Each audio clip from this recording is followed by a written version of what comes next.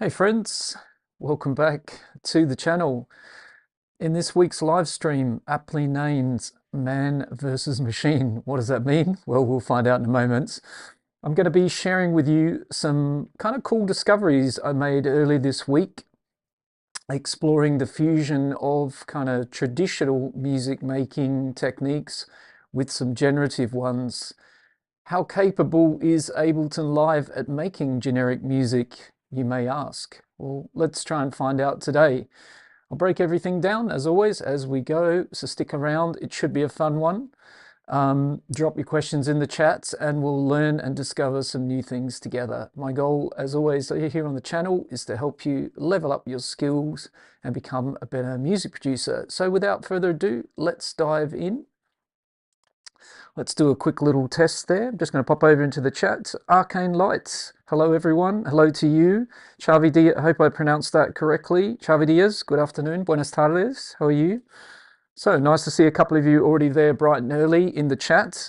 Generative music. So maybe we should start there just quickly. But first of all, we're just going to have a little bit of a test of some audio. So microphone should be good to go. Let's do as we normally do, pop a limiter onto the master track here, just so that we can make sure our levels are as loud as they can be on YouTube. And let's go here. Adrian Dantas, welcome. Bom tarde. Good afternoon to you as well. So let's just fire up some drums we've got here. Let's also hit up this follow actions group alongside.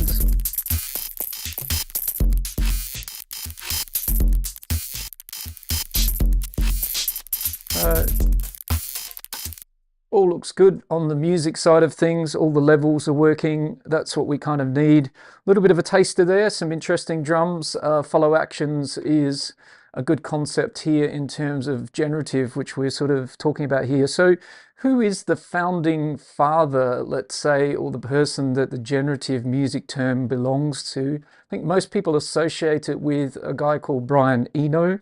Probably could have put that in the chat and asked you guys to let me know. But Brian Eno, around 1995-ish, I think, is the first time that this sort of naming came about of generative music. Hi, Sandy Star. But he's not actually the first guy. So Brian Eno associated with generative music and the name 1995-ish, but he's not the first guy to, let's say, potentially make generative music. I think we can go right back to Steve Reich with a track called It's Going to Rain in 1965, right? So there are others that could definitely be attributed to being artists that were making generative music. So how do I view generative music? We're going to look at it a bit today, but I kind of see it in my own world as a collaborator in the studio, someone I can kind of collaborate with, that is my computer, or in this case Ableton as an instrument, and come up with some music ideas. And what I really like about collaborating with Ableton and the computer and generative is it can take me away from traditional techniques. Things can happen that I wouldn't have thought about programming and making happen in a traditional sense and traditional way. So I like opening that door and that possibility. I tend to, in my workflow, look for the possibilities where things can happen, experiment, try things out. And that's actually what happened at the beginning of this week, which has led to this video. I tried something out, which I'm going to share with you guys. And that kind of led me down the path of like, that's great, that works. That could be generative workflow. And away we go, and we can use that. So Adrian just left a comment here. Perhaps to Brian's credit, we can say that he named it and preached about this technique as a valid art form. Absolutely agree with you 100% there. So I will point out, I won't be using any AI here. This is human decisions with machines. So that's why the name of the title, Man versus Machines, or it should just be Human versus Machines, really. Thoughts on music that's probably going to come out of today's stream. We could maybe vote on it a little bit if we like. It could be ambient. That sort of suits very well generative music. I think a lot of people are very familiar with generative in the world of ambient, dark ambient music. But I kind of have been inspired this week. The story behind that inspiration will come out in the future, but I've been doing a case study on the Northern Irish artist by the name of Bicep. Love their music. And as I was listening through to their album Isles, which came out, it kind of inspired me a bit for where I think the music could head today. And some of the sort of their own descriptions, that is Bicep, about that album, they spoke about, it goes back to the idea of freedom. They wanted to make something that wasn't confined to 4/4 dance floor stuff, but instead, this is Matt talking, by the way, but instead suitable for walking, trains, or bike rides, somewhere you can be seeing a bit of scenery. So I'm thinking that music, it's about sort of setting a bit of a scene. Doesn't have to be a club track, it could go that direction, but we're going to make some kind of, music with feeling that could be something you might listen to when you're walking on a train ride or a bike ride. And that's where generative music, I think, shines as well in a lot of art installations and places where it kind of can be doing its own thing in the background there. Just check on the comments the last time, and then we're going to dive in here. So Adrian, analysing it from 2024 to 25, we may think that generative as composition cheating is silly, but that is not what folks thought back then. Bicep are great. Yeah, as I said, I wanted to point out it's not AI in the case of what we're doing today. And for me, generative music's been around for a long time. It's really just a set of instructions that we can kind of define for something to happen, and we've been able to do it for a long time, really, in Ableton with MIDI and MIDI effects and techniques that we've had. So just one last fun one before we jump in. Let's just quickly look at something that, always kind of like, I think blows my mind a little bit. But this image here, hopefully you can see that on the screen. I think just YouTube takes a little while for it to show up on my ends. This is the wheelhouse of a guy who you may or may not be familiar with. He goes by the name of Richard Devine. And that's kind of like part of his studio setup. And a lot of people, again, would associate generative music with modular synthesis and modular. And you could have a patch going on in something like that image there that could last for months, years, days, and weeks. And in fact, people talk about that in the modular world, that they're so enjoying the patch that's playing all this beautiful music back that they don't want to unplug the cables and start again. So I just thought I'd show that with you. It blows my mind when I look at something like that. And if you want to check out his music and his channel and all those good things about what Richard Devine does, he's also responsible for a lot of presets that you find in Serum and Pigments and a lot of the synths and VSTs around. So Richard Devine, welcome to his world. Adrian Dantas, just reading here, I've attended their presentation on Time Warp. You're talking about Bicep 2024, and they are heavy Ableton users, even though I peaked that they were not risking a lot. It seemed they were triggering samples and FX. Great. Yeah, as I said, I'm a huge fan of them, and they definitely, I think, inspired a little bit what's going to go on today. So on that note, let me just get ourselves back to Ableton Live. Just going to have a sip of tea, by the way. I've got a nice cup of tea here. It's a bit of a winter's December day here in Ibiza. So if you've got tea or a beer or whatever it is, enjoy it. All right, so let's say, where did I kind of start earlier this week and what did I discover? So the first thing is, we are going to lean a bit today on Ableton 12.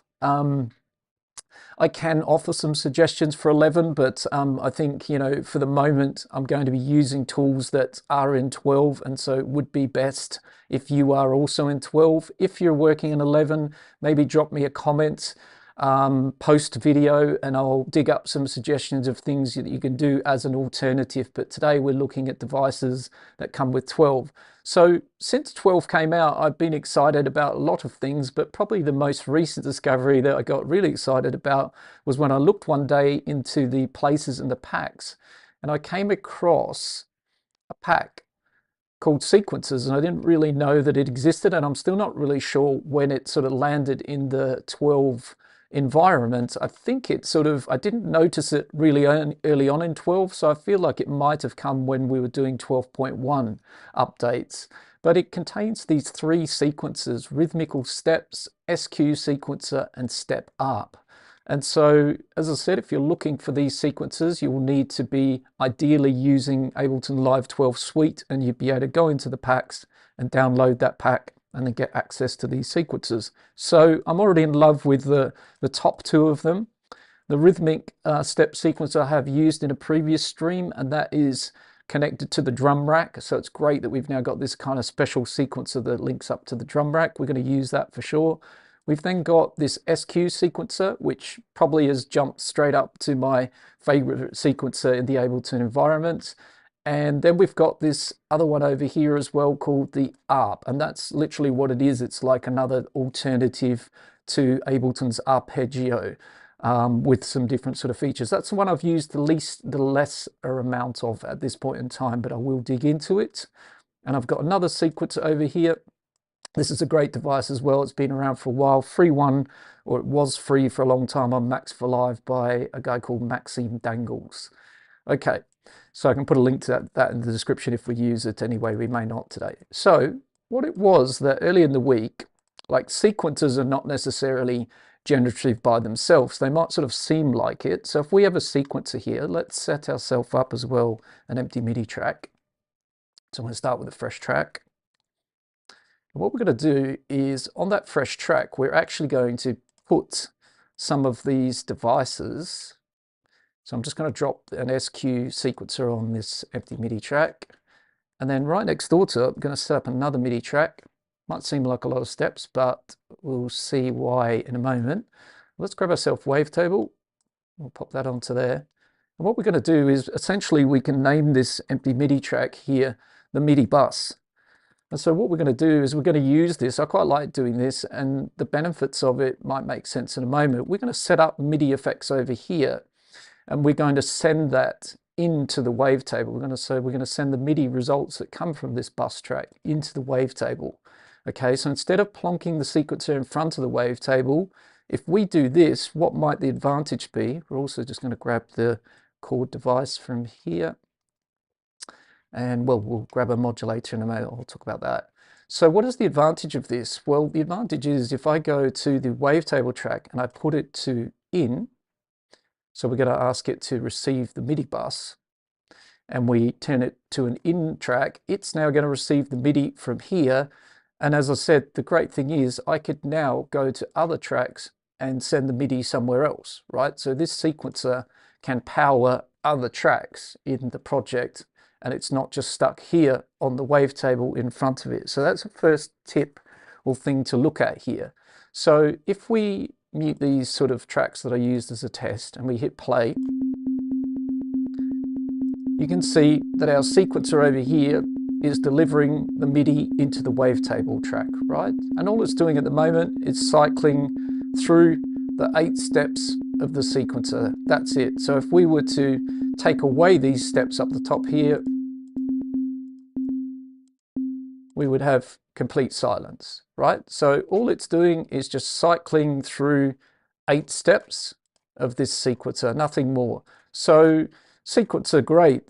They are something that I use a lot in my workflow, and we can program this to start making that wavetable become musical, right? So let's maybe make 2 copies of this. So we'll duplicate it.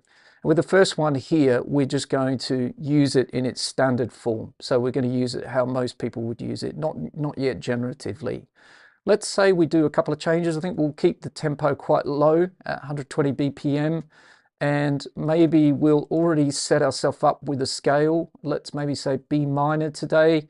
You're welcome if you like to comment if you've got a favorite scale. We can always change it over, but let's say we run it in B minor. So what that would mean is I could come down to the sequencer and I can actually turn on scale awareness here in the sequencer, because right now if we don't do that, the sequencer itself is working. If you look carefully here, it's in C chromatic.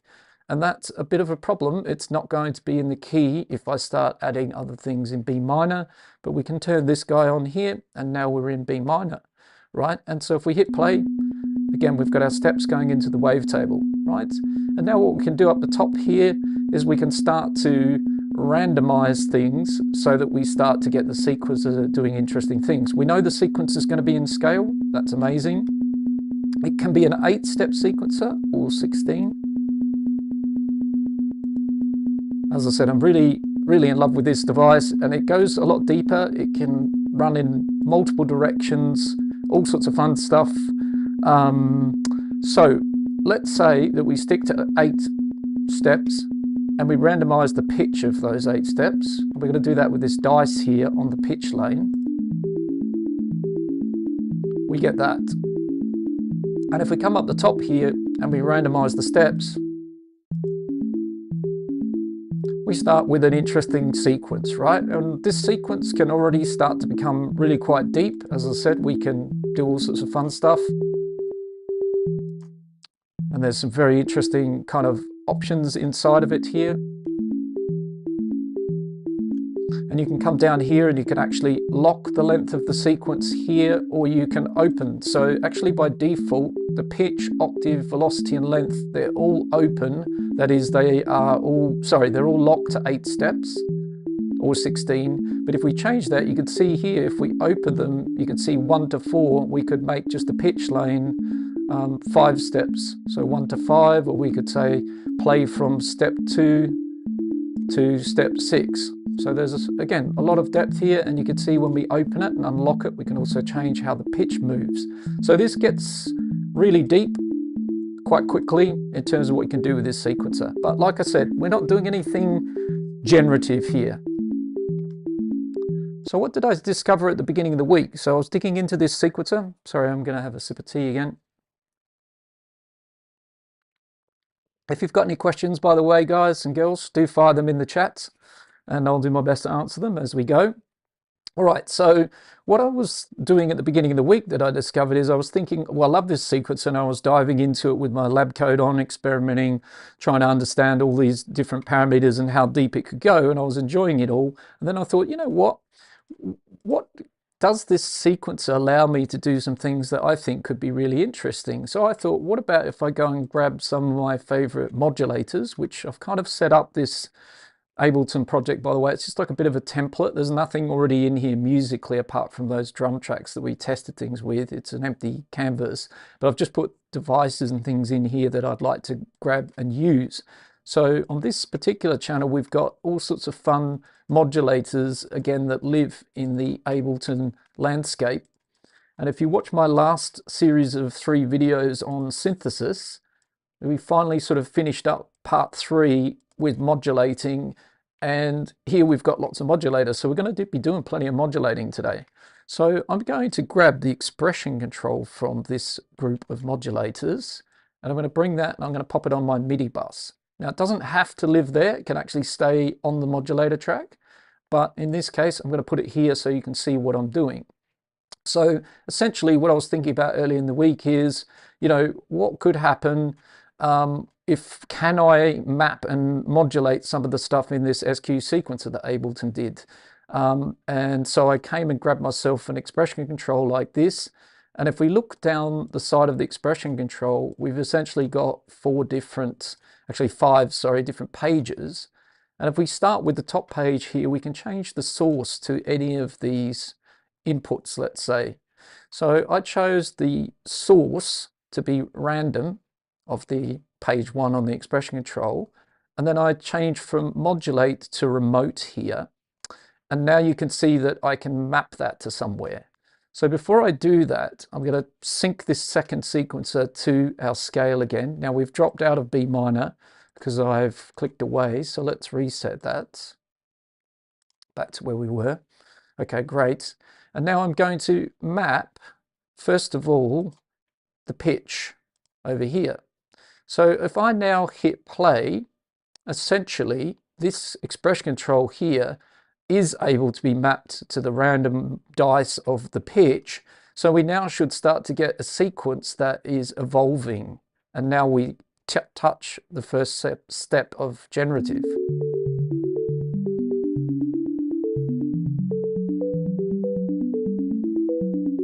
Now that's pretty dope as far as I'm concerned, because that can go on for a long time, changing away by itself here. And the key thing is it's in key to the scale I've got, which is great. And we can kind of tone it down if we want, so we can make some adjustments. Here's the range of random, 1 to 100%. So we could kind of, right, so it's not jumping around as much now. We can kind of tone that down a bit, lower the range, or we could even play around over here also with the XY.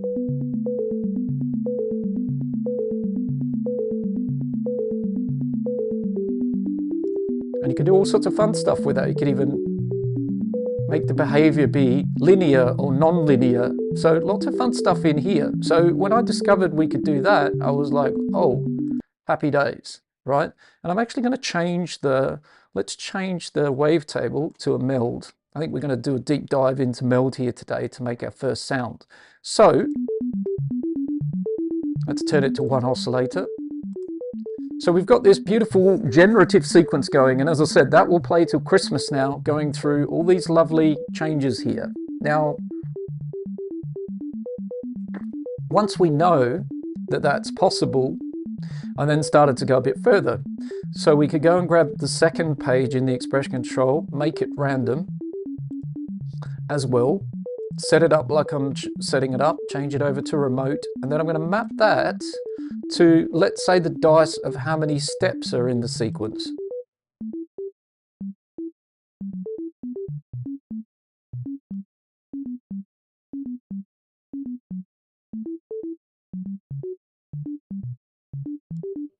Tone it down again a little bit. You might, this is one of the ones that I might not want to happen, but it's possible.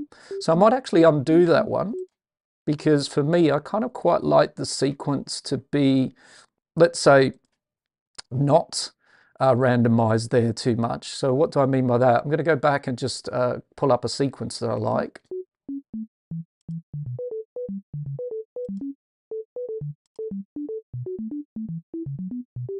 Let's say maybe this guy here for the moment, right?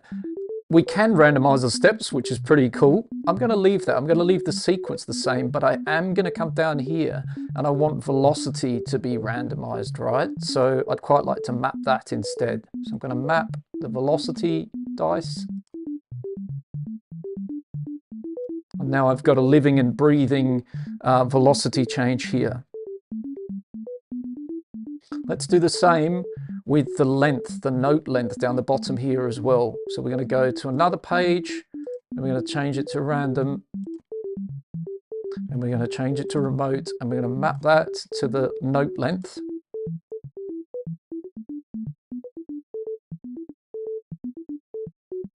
So you can see quite fast. I absolutely love that Ableton allowing me to do this, because a lot of sequences won't let you do this. So we've got now a generative sequence going on. We're not using it in the traditional sense of the words. And as you can see, it can get a lot deeper, right? We've just got 3 lots of random. We're sort of able to tone it down if we wish in here a bit. We could use an LFO for this. We could use other ideas as well. We don't have to use the expression control, but I quite like it. I think it's quite intuitive. And so we could also play around, as I said, with how many steps we have overall. I think again, I'm going to keep it 8 steps, and we can play around with forward or backwards. And we can independently roll the dice on these. We could also have the octave involved.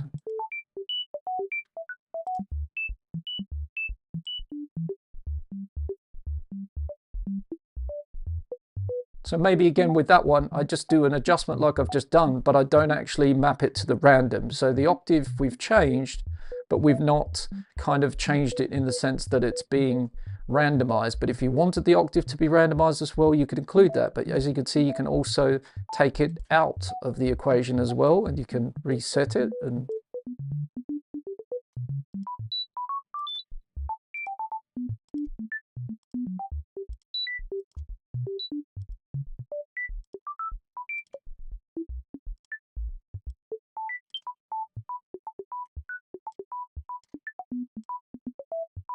we could draw them in with your pencil or your mouse.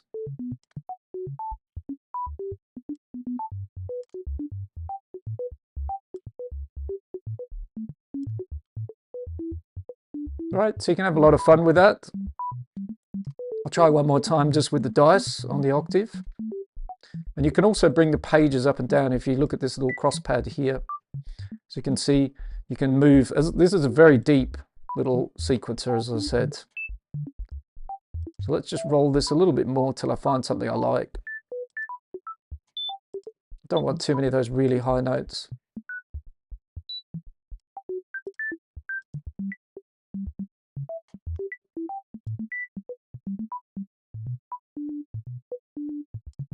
That's kind of cool. All right, so let's go over to the meld and do a little bit of work. What else can we just look at while we're here? So as you can see, I could keep going with this expression control, randomizing more content here. If I wish, more dice rolling. I could randomize other things as well in here, such as the direction potentially of the sequence. Why is the chord device here? Well, what I was thinking once I started getting this sequence going is, well, potentially I could turn that then into random chords.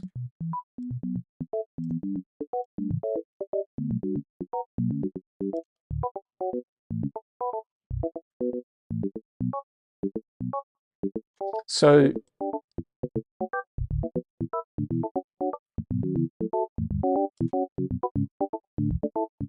things can get pretty exciting pretty quickly. So I thought, you know, not only can we do generative sequences and melodies here, we could also do a generative kind of chord progression. So that's why the chord's there. We might look at that in a little bit, but we could definitely have a generative chord progression. So we've got a starting point. We've got this kind of melody going now attached to the meld. It's on the MIDI bus. Let's work on the meld a bit.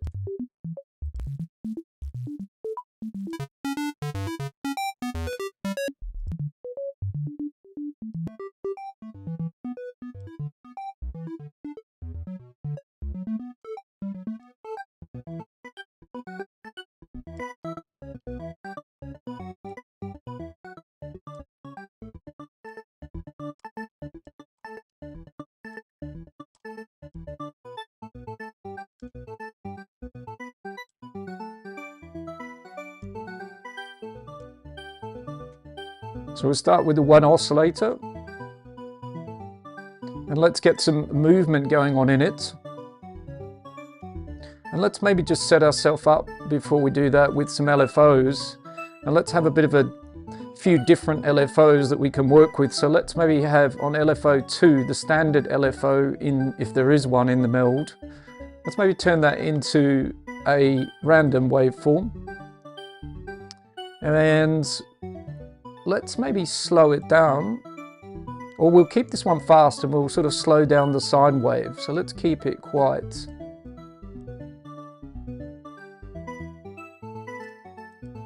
a fast LFO. And now let's try this in a few different positions. So I think actually, to be honest, I think the motion of the oscillator 1, let's also sync our meld so it stays in tune.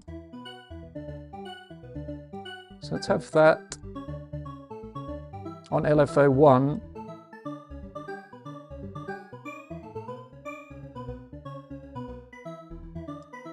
And let's slow down the sine wave.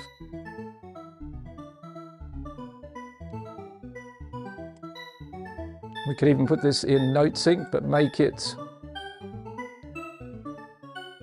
happening over 2 or 4 bars. It's slowly moving this motion around.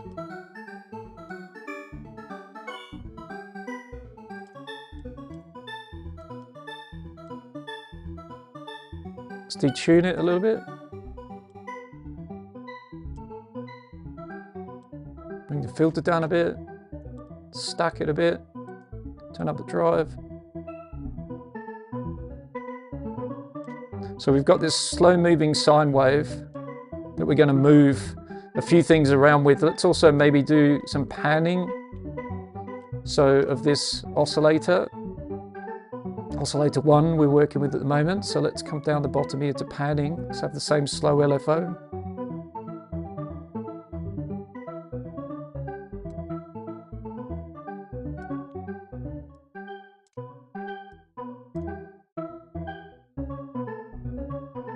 So you heard the sequence just change there actually. That was quite interesting what just happened then. So let's now try the LFO 2 in some other locations, maybe a little bit on pitch. Too much.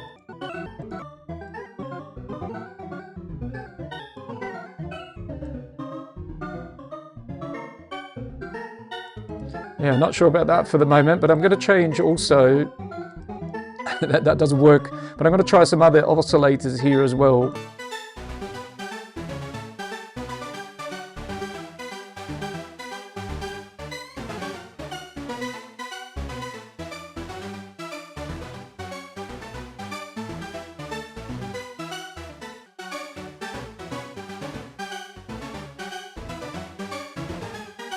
Yeah, I'd quite like to get a little bit of that, but I'll work on that because for right now, I've got some basic modulation here. And we'll have to do this again because we've kind of, well, we don't actually, because it keeps that from my previous oscillator.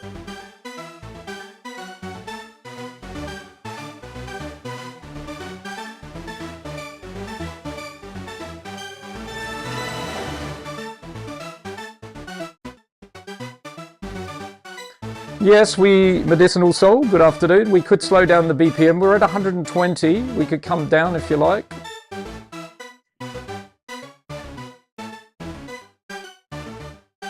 If we're going ambient, we can do that. Let's say 100 BPM. It's going to feel a bit weird for a moment.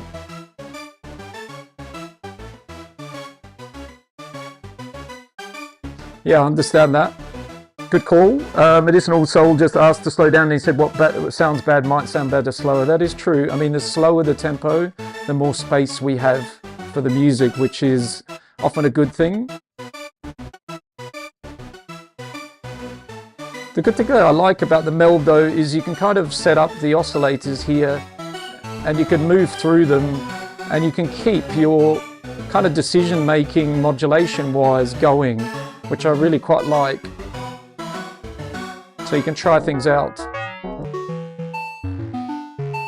Okay, this is nice.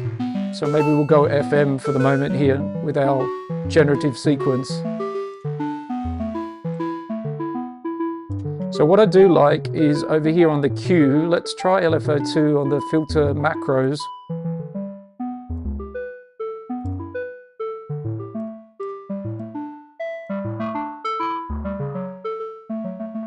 So we'll have a bit of resonance, that's what that's doing.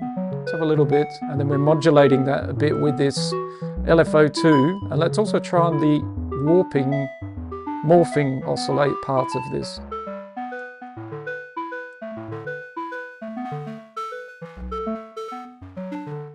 That's better.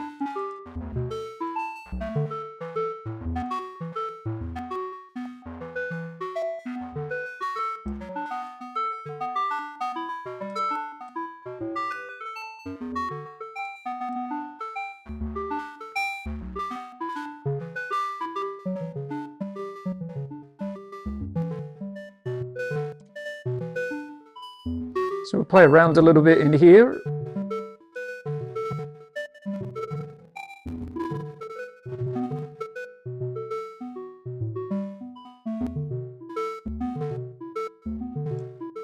That's nice. So I want to keep this sample and hold on LF2 deliberately to be quicker than the sine waves that we've got over here that are acting every 4 bars. So whatever the LFO1's modulating, it's a slow and smooth modulation at the moment. And this sample and hold is moving much faster, and it's now playing with these 2 macros here on the filter. So similarly to the oscillators, if we change to a different type of filter,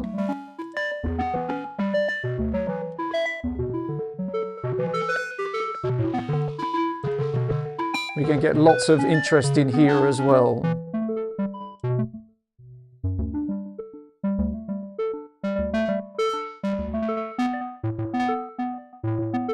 So maybe we roll with the filter, I like that a lot. So I'm just listening out to things that are catching my ear.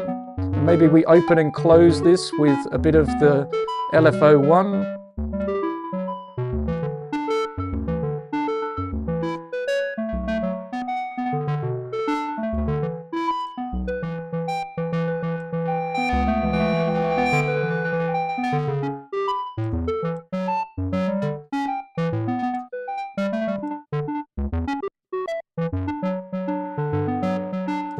Let's maybe link the envelopes now and we'll bring in oscillator 2.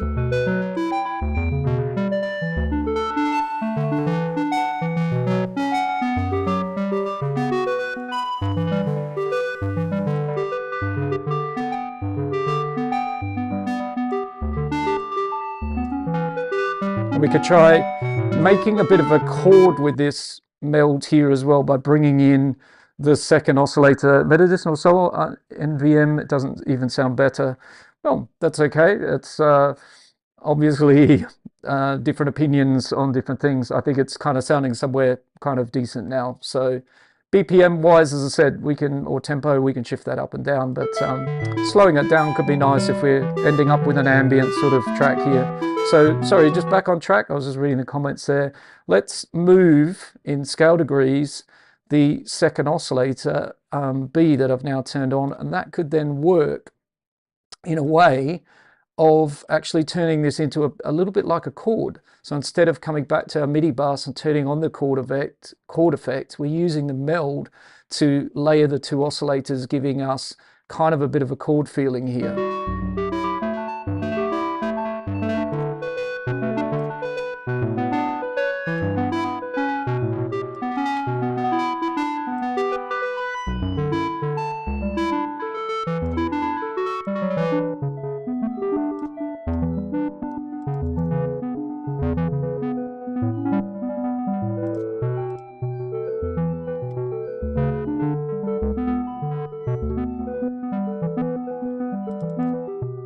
So we've got our first little bit of a generative thing going on. So let's maybe now use some of these other devices that I showed before. So let's have a new MIDI track. And let's use the next sequencer that comes in that beautiful new sequencer pack of Ableton Live, the rhythmic steps. And let's have this on this empty MIDI track here. And let's grab a drum rack.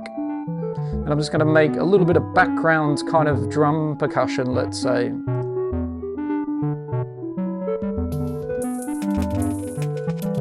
just going to pick a drum kit.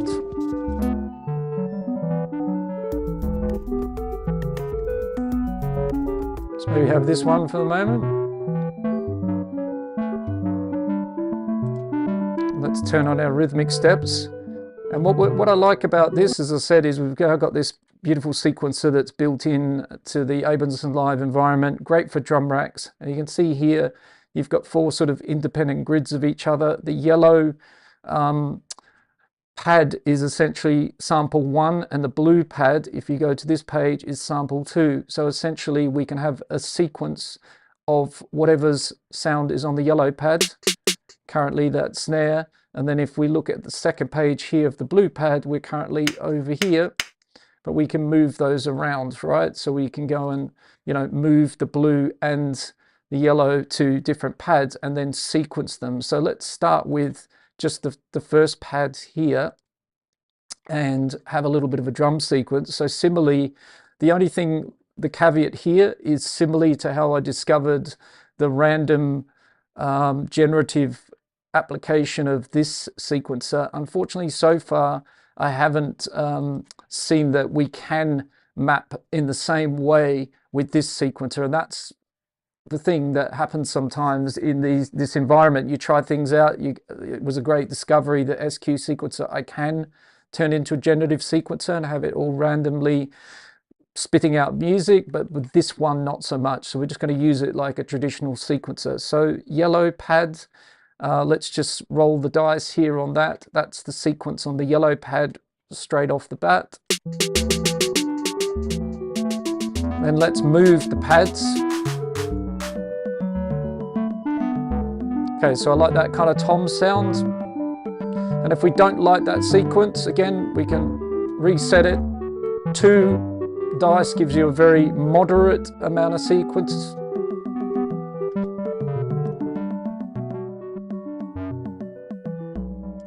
Quite like that. So I'm going to roll with that for the moment. And we can do other things again here. We can change the length of the sequence. So polyrhythms are definitely possible in here. You can also link this sequence to the second page effectively once we have the length of the sequence to the second page, once we have a sequence there as well. So let's do that. Let's go to the second page and do the blue pad.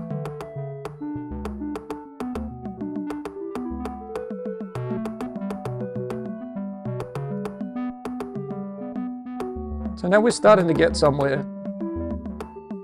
So if we lock this or unlock it, you can see again it's behaving similar actually to, sorry, rather than linking, that's my mistake. It's actually behaving similar to the SQ in that sense that it's open for us to change the length of the sequence, or it's locked. So with it off, it's open to change the length of this sequence, and with it on, it's locking it. Okay, so we've got two sounds going there. So what I did actually think was, once I had that, as I said, unfortunately, I did try with the modulators when I was experimenting to see if I could, as I said, randomize things in here. So turning this one on, going to the random, setting it up like I did with the SQ, and then trying to map it. And all we're doing is we're changing the sequence, but as you can see, we're not actually mapping to anything. It doesn't actually map to that. But I had an idea. So let's go backwards a little bit, and we'll turn that off. As I said, it's not really helpful in this case, but we can go back to Ableton's OG devices, and we could go into the MIDI effects in the browser here, and we could grab ourselves a copy of the random. And if we put it after the sequencer here, so sometimes when you're doing this kind of thing, you have to think a little bit about the flow of the signal flow. This is creating the MIDI sequence, and if we put this in front, it doesn't really make sense because we're not actually sending any MIDI yet to this device. But if we put it behind it, well, then it would randomize whatever's going on here. So if we look at that in application, you can see we've only basically sequencing the yellow and the blue pad that we've got selected up here. But if we add a bit of random,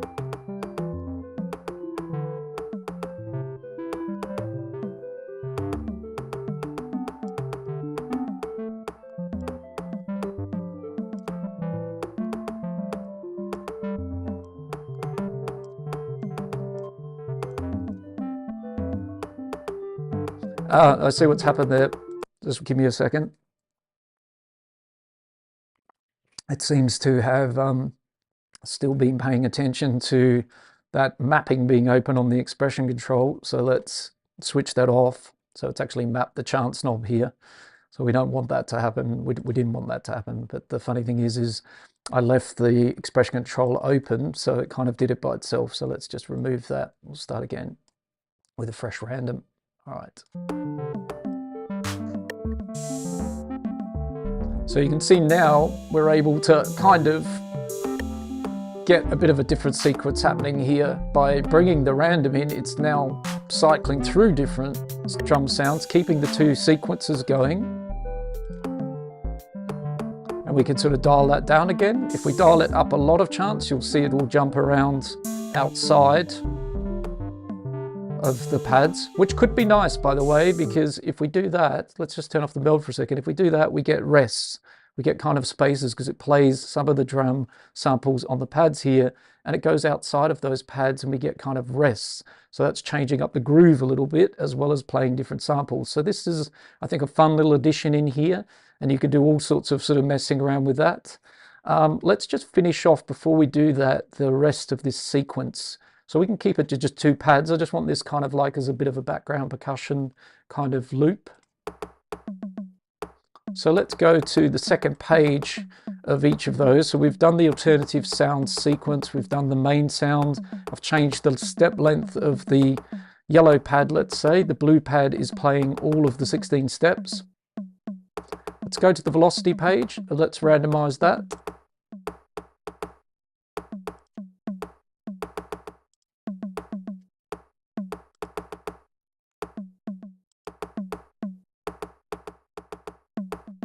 Okay, maybe that's interesting. And again, you can see that we could, you know, lock it or have a different length while it's open. So we could just focus on those steps of velocity. So there's lots of depth here. I'm not going to spend too much time fine tuning it. I'm just kind of giving you a window to how it works, let's say. Okay, so we've got both pads. We've got a bit of velocity going on. We could also add some slides, some note slides a bit.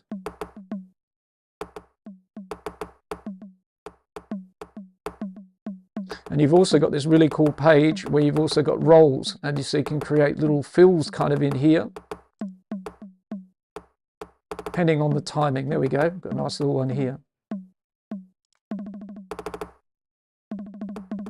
That's just extreme, so you can kind of hear it in action, right? So it's creating all these nice rolls, and if you want to change the groove of the roll, you can come up here.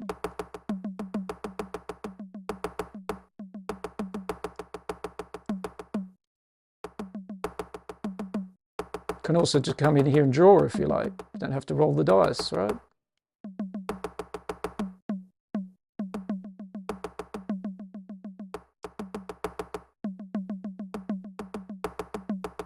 Let's put the random in.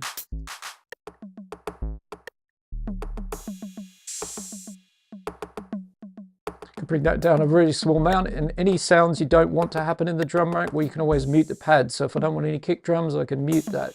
So if it even plays those pads, we don't hear those, right? It's just going to cycle through claps, hi-hats and toms and things like that. So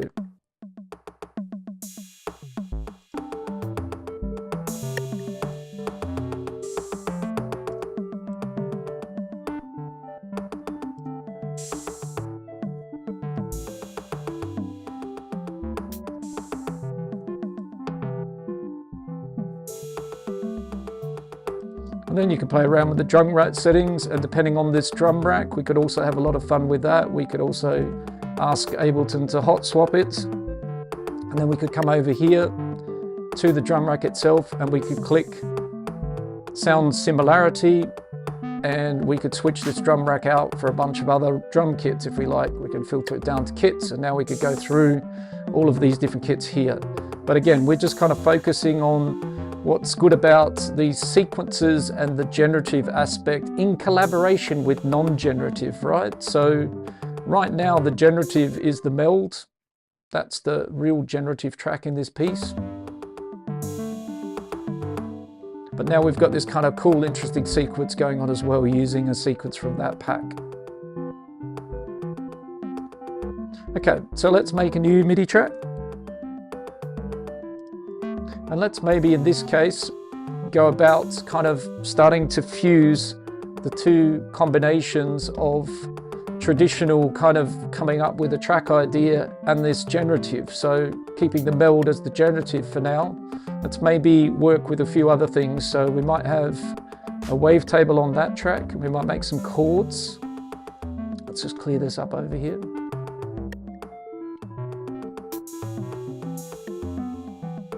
If you've got any questions, by the way, do drop them in the chat and I'll do my best to answer them. I hope you're finding this interesting and beneficial, and you're kind of, if anything, learning your way around these sequences a little bit that are new in Ableton Live in 12, shall we say.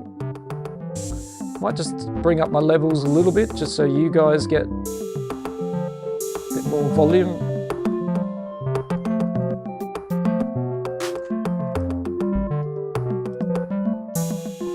Okay, so let's maybe have another track, and let's maybe bring into there, or actually I might have something that I could use already here. Let's maybe bring this sampler rack over.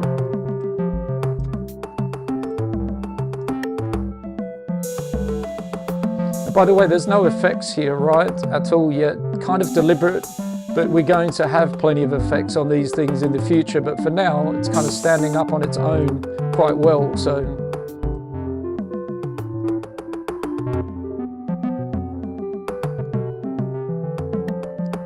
Chavi Diaz, what about the generative part of pigments? Amazing. I'm not sure if I'm going to do a pigments deep dive today, but obviously it's a great synth and there's a lot of interesting components to it, but I think I'll keep it to Ableton Live today so that people can kind of recreate this themselves. That's my thinking at this point in time. If it changes, stay tuned. Okay, Command F, let's search for a bit of a sample.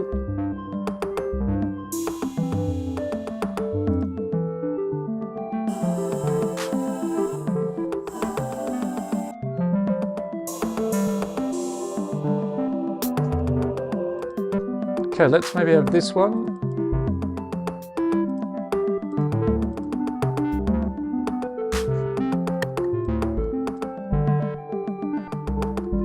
Let's turn on this little rack. So what have I got going on in this rack here? I've got, at the moment, an arpeggiator and an Ableton sampler, and I've now dropped this choir sample into this sampler.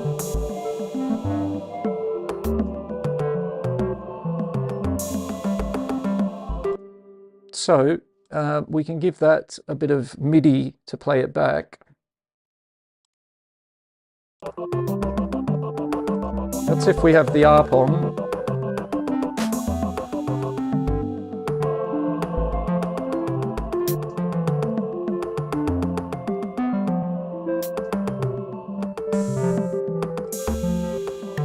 let's make sure this loops.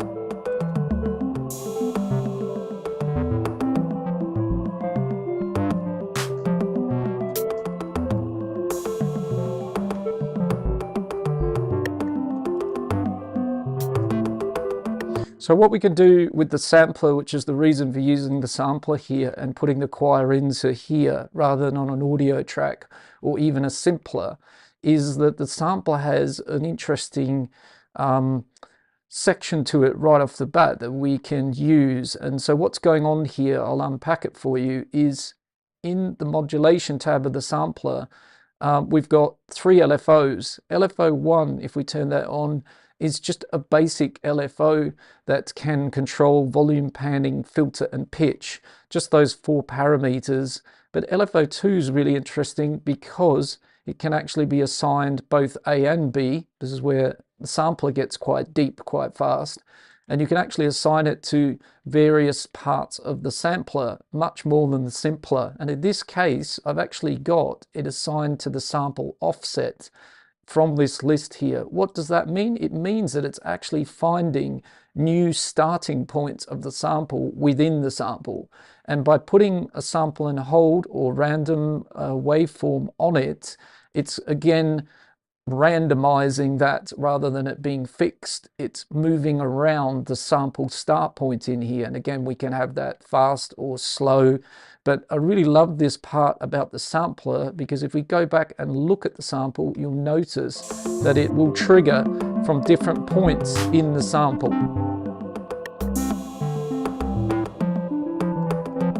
So it makes that really evolve and sound really interesting as it goes along, right? So let's try, we've gone down to 100 BPM with the suggestion of additional soul, but we might speed back up. He didn't seem to enjoy it. It slowed down or sped up, but the suggestion was appreciated. All right, let's put on a new MIDI track here, just a bit of a 4/4 pattern. We might break from this, but let's see. And let's just try out a bit of a 4/4 kick as well in case we want to go that direction. If we want to sort of turn it back into something that could be a bit more club friendly, let's say. It doesn't have to be a club banger, but just something that does have a 4 on the floor kick could be an option. I think a break beat could be nice in the background here.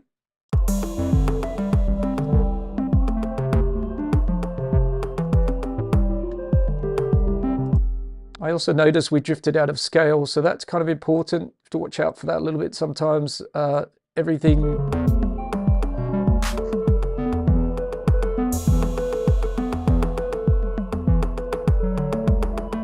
maybe we'll actually leave it then for a second in C major, because it's, the funny thing is it's actually been in key sync for a while. So just, let's see.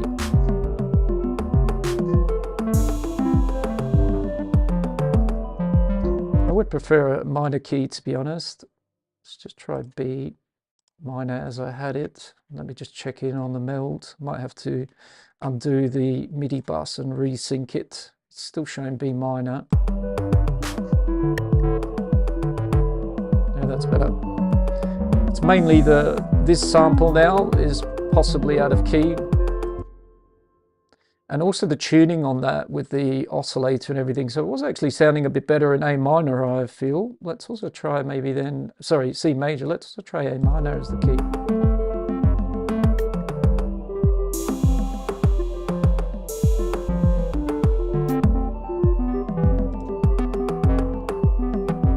Let's roll with that.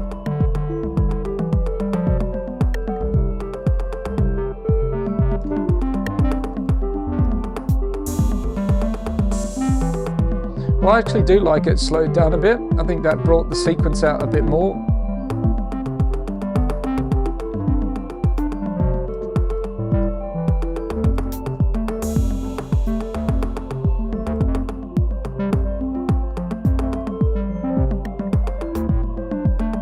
Let's maybe have a G0 kick here, which is in scale.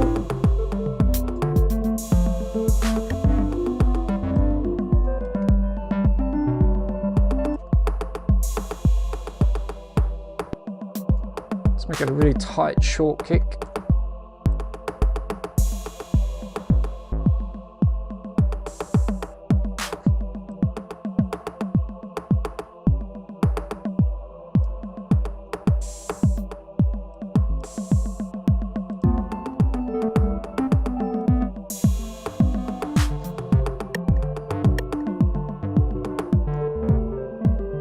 So on this background drum loop,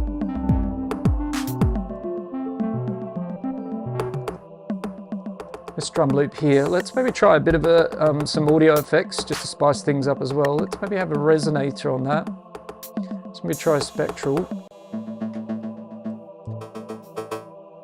Straight off the bat.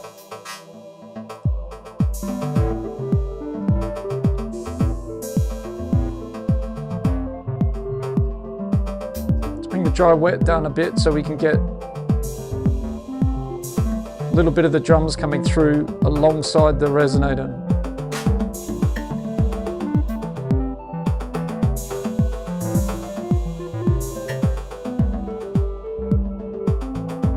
Nice, and then on the actual sample rack here, let's get some movement into this.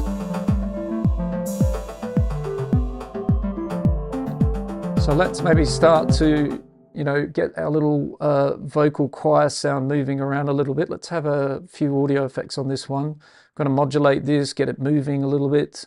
Let's have a chorus. Let's also have something like a tremolo would be perhaps nice, or vibrato, which you can do with the chorus. So we'll do Control F or Command F, and let's look for trem.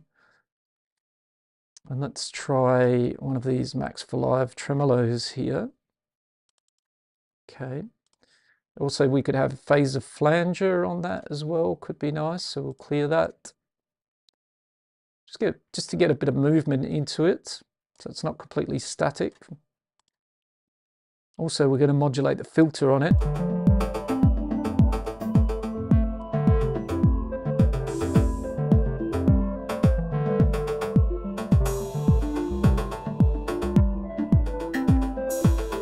And a nice bit of slow flanging.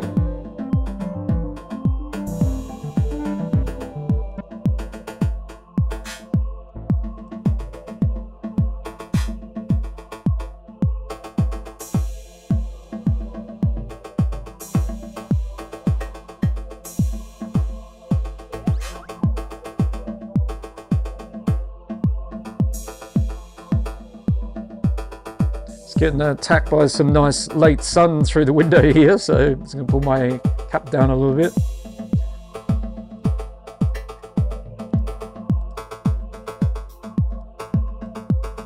So let's maybe just try this tremolo as well.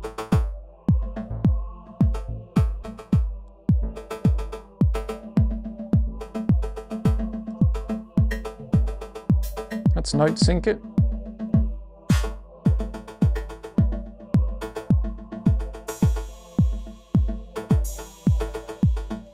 Got some nice movement on that, and we can use the built-in filter in the sampler, and we could potentially modulate that in our second page here with LFO1. Keep it a sine wave, and we're going to slow it right down again. Maybe something like 8 bars or 4 bars. Sine wave LFO1, and then let's put that on the filter cutoff.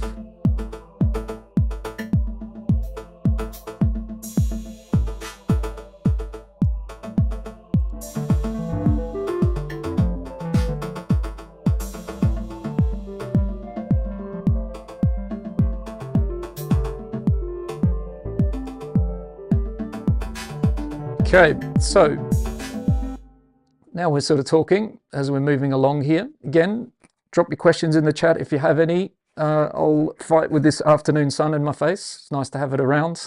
Just going to have a sip of tea as well.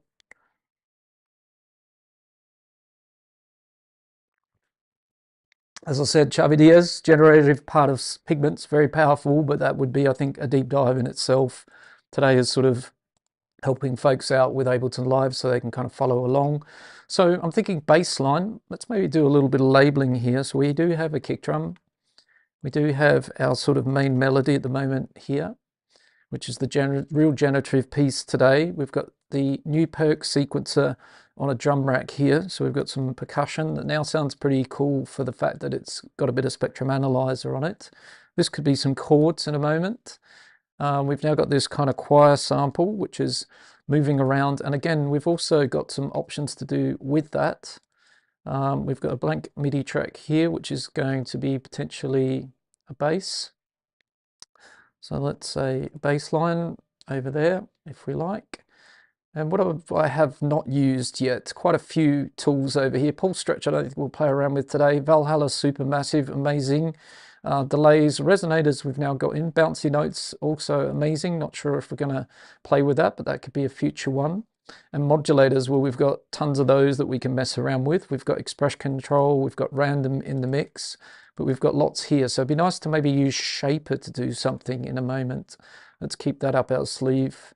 As Shaper could be nice to get a really interesting kind of modulation going on. Could use it on the choir, but yeah, maybe we'll use it on something else in a moment so we get that into the mix. All right. So let's get something like a bit of a chord progression happening.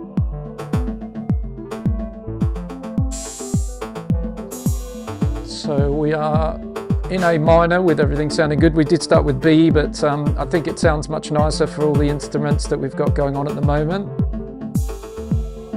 So let's maybe open this up to a nice long chords. Let's have chord 1, the triad to sort of kick off with. And then we could maybe go to chord 6. Have a 4, back up to the 5. So let's just check that movement.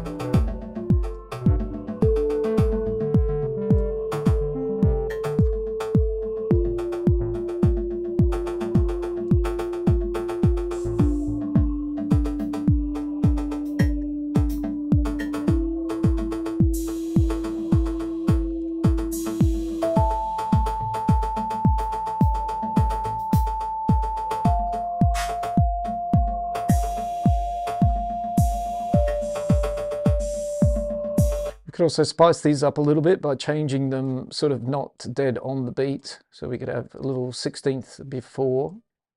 Might have some rests as well.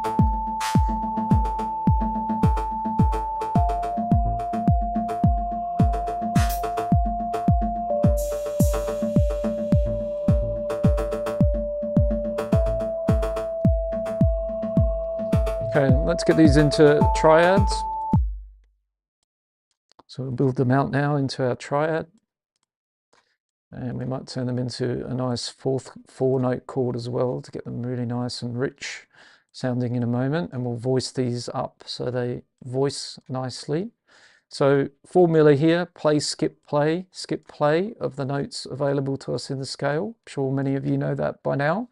And then for voicing, we're looking for kind of common voicings where we've got notes side by side, such as these two or these two. And then what we kind of want to do is ideally have them in the same position of the chord. So this is the top note of this chord, and this is the middle note of the first chord. So if we revoice this by dropping the E down, it's still the same triad, but we now have the E down, and we've got common top note, common middle note. So there's a lot of glue there. This chord progression on this side, again, the A and the A fit, but the A are both, well, it's in the top of the chord here and in the middle here. So if we bring up the D, we could revoice it that way. This particular chord here actually doesn't share any common notes. It does share with the first chord here when it loops around, which is great, but it doesn't share with any here. So we could actually potentially kind of have something here where they actually, we revoice it a little bit. So the middle note here of this chord becomes over here or the other way around. So we can kind of connect the two chords together a little bit in a way such as that, or the way I sort of was doing it a moment ago. So this extends into here.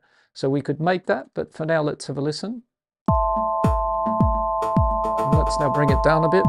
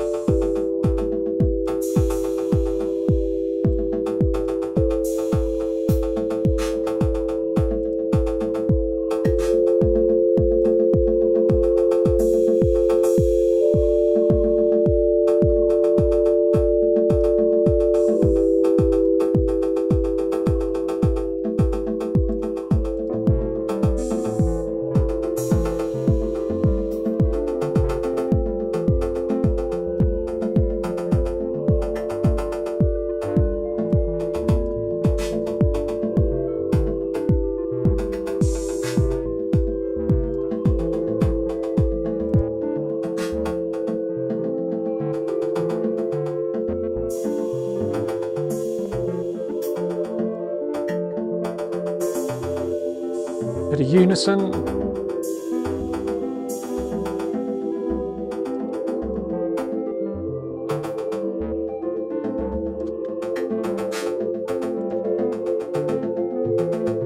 Okay, we'll come back to this in a moment and make it sound a lot more interesting. For now, we're just in a basic sine wave.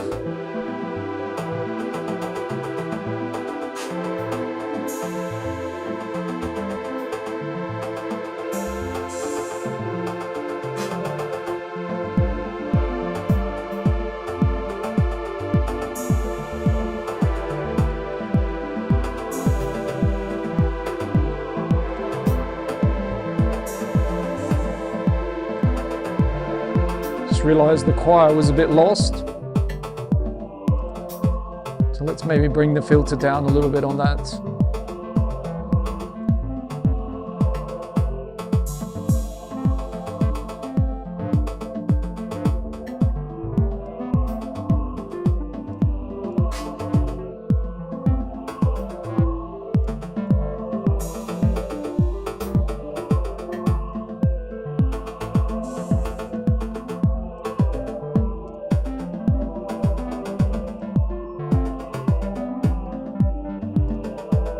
Just adjusting the filter envelope a little bit. Also how much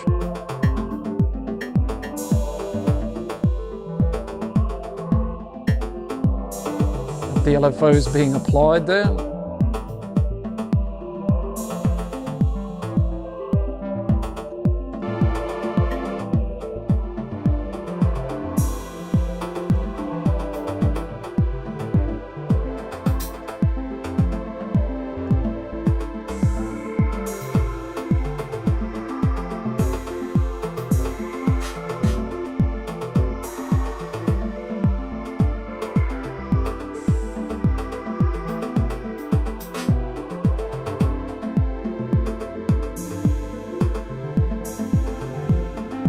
Figuring out where to place the choir as well.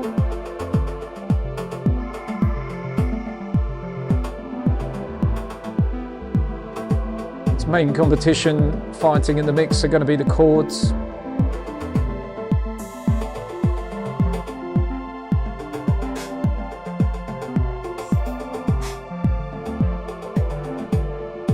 But I do like the chords.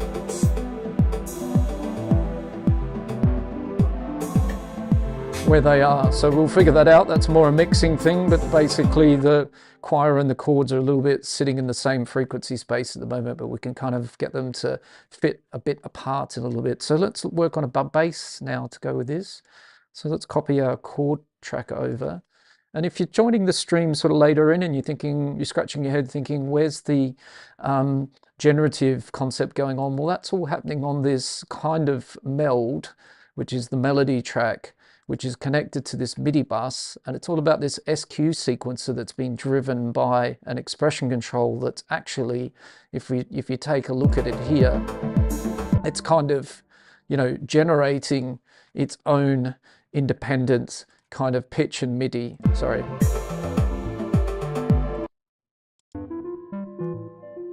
So if we look at it, it's constantly generating away new progressions in A minor over these 8 steps, and the velocity's also being generatively changed, as is the note length as well. So that's where the generative is, and then we're kind of collaborating that with what else is going in the project, and we can add in more generative things, but I think this is how I tie this into kind of making a track and collaborating and hybrid kind of technique, where we're kind of using something we do often, chord progressions, synth sound design, etc., but we've got this track over here that's quite unique, that's generating.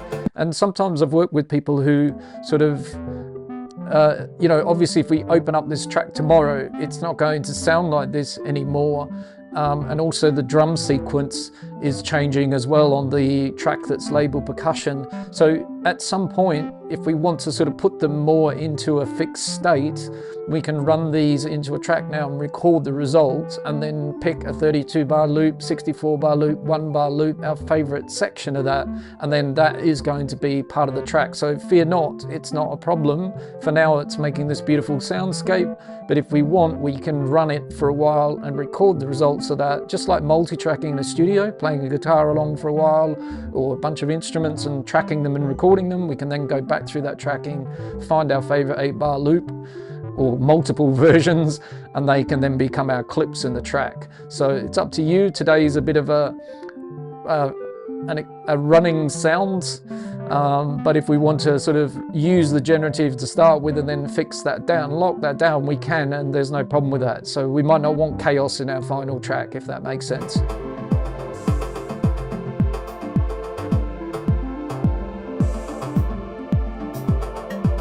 So another way to bring, essentially generative is follow actions, and I do have this previous percussion track over here. Sounds like this.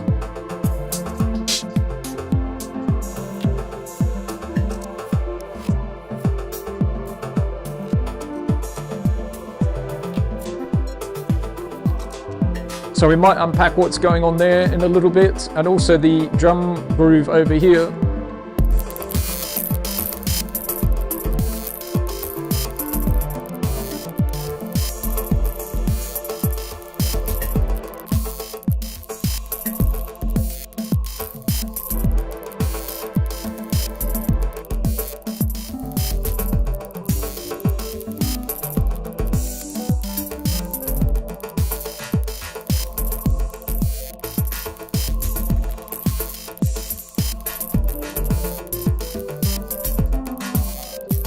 So that's kind of pretty cool as well, and I can walk you through what's kind of going on there, because these are Ableton techniques again where we can create more generative kind of power. So we can look at those as well. But let's try and get a bass line in. So I did copy the MIDI across. Let's go for starters a root note kind of bass that's going to follow the chords. So we'll take away the triad. I think we could make those triads as well a deeper, richer chord. Let's get our notes down lower. Let's have maybe a wavetable bass, something a little bit kind of maybe Reese sounding, or something that can go with this kind of style of sound that we've got going here. So let's grab another wavetable.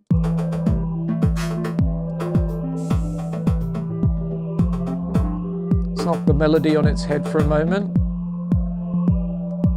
And let's bring this up to a saw. Detune it a bit. Let's have oscillator 2. Also a saw. Detuned.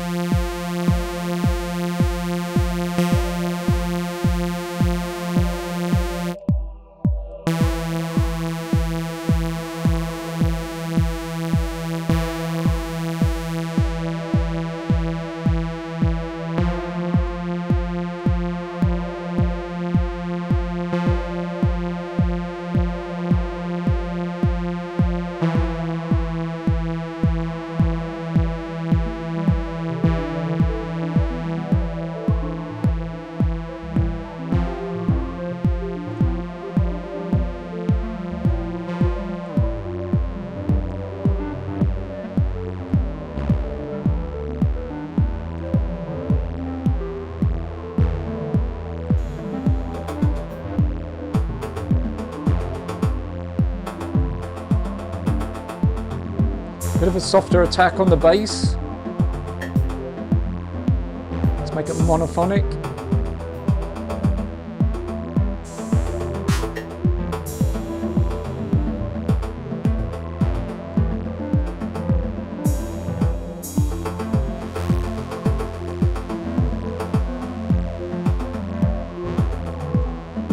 Let's take oscillator 1.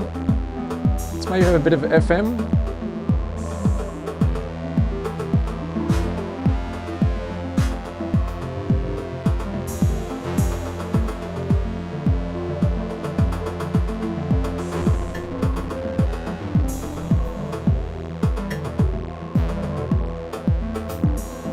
Let's change our filter to the type. Let's have the sort of morphing filter.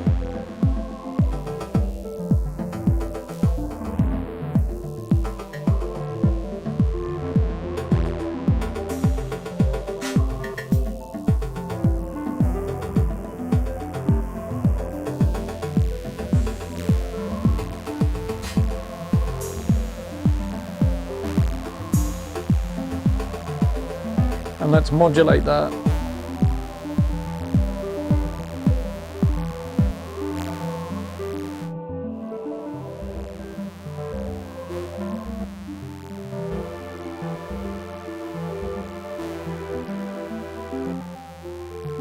Okay, so let's have some movement here in the wavetable on this bass synth. Play around with the frequency bit. Let's have an LFO, and again, let's make it super slow for the sort of music we're doing here.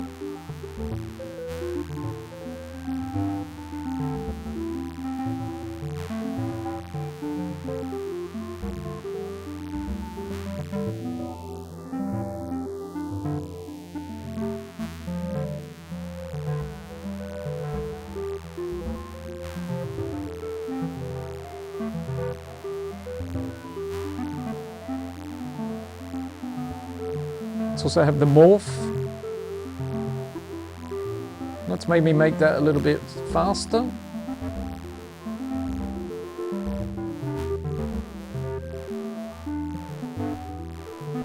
So I think actually here is the place to maybe bring in the modulator that's the shaper. So let's maybe bring that, and we'll use an external modulator here.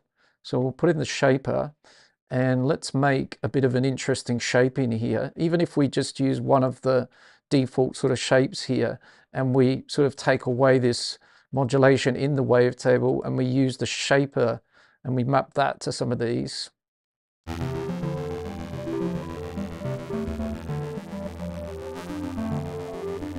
And we slow that down.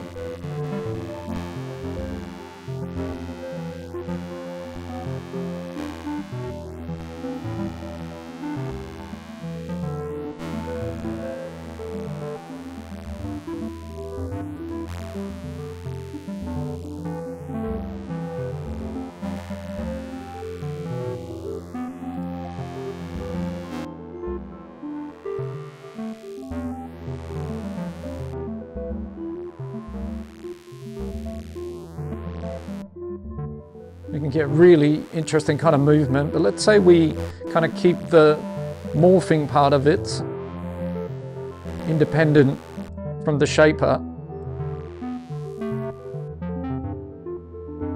and we make that morphing, as I said, a little bit faster.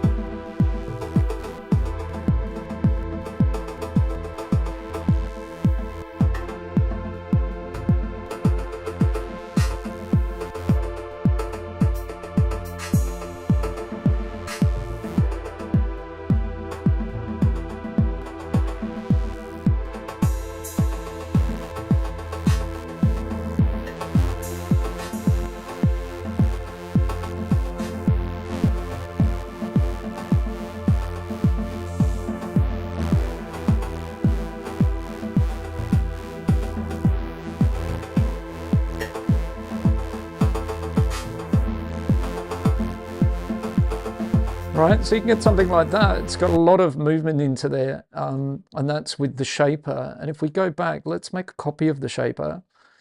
So we've got two of them here. And let's say on the second shaper, we don't use one of the default kind of waveforms that you can access down the bottom here. Maybe we start with this profile here, which has a bit of two directions there. Hi Kira X2, cool, glad you're enjoying. I guess that's a thumbs up from your side, so do drop any questions you've got in the chat if you have any there. All right, so let's change the grid here to say a different size grid in the background here. Let's make it a bit of an odd number as well. We could go all the way to 16th and slice it up evenly, but let's make it something like 9 steps here, and let's do some kind of custom sequence here of steps snapping to that, and then let's map that instead. So we can come back to this at any point. So let's say we just unmap that one for a moment, and then we map our custom one to the same setting.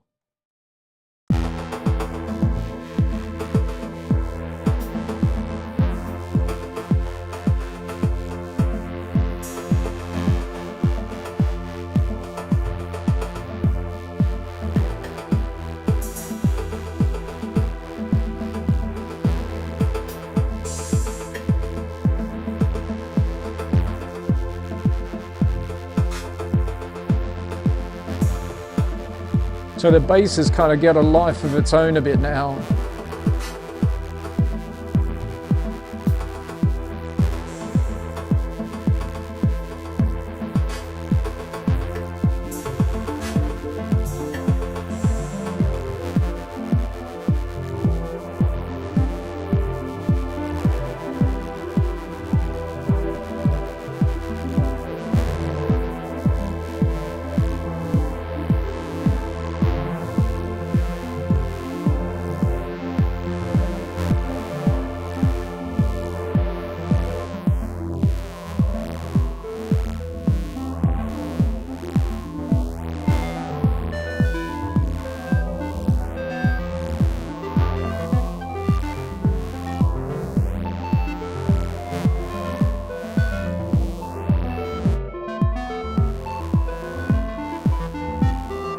Now we could also come into the bass. Maybe we'll just copy the notes down, and in the second clip here, let's maybe change the grid, and then we can ask Ableton to chop it up.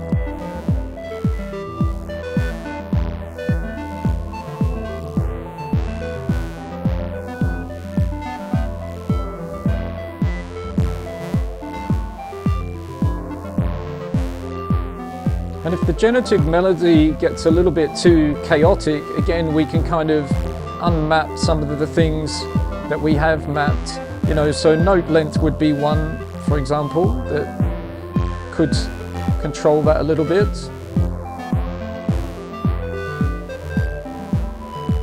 So unmapping it.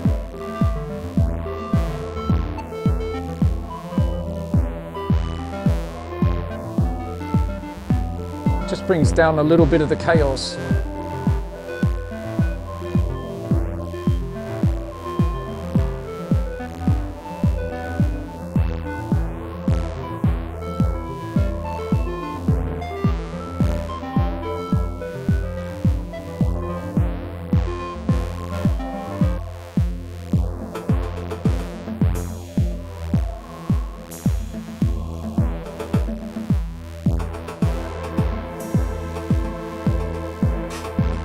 All right, let's have a little dig around in the packs for a second. It'd be nice to kind of like, it's a kind of mid bass and wide stereo, isn't it? Well, I did pitch it down a little bit to, sorry, minus 12 semitones.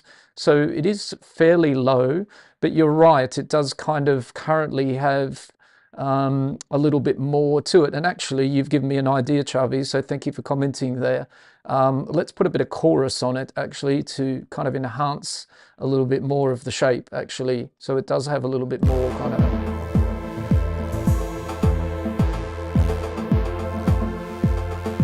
But we could certainly split the oscillators into being wider and not wider. But yeah, it's not a deep sort of sub bass, if that's what you meant. It's kind of nice modulating kind of mid bass.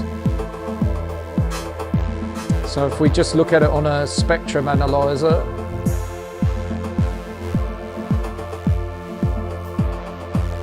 you can see the bass sitting around F1 as the fundamental, so the kick is down in here in the 0, and we've got lots of harmonics to it, so it's kind of a nice rich harmonic, and the detuning helps a lot.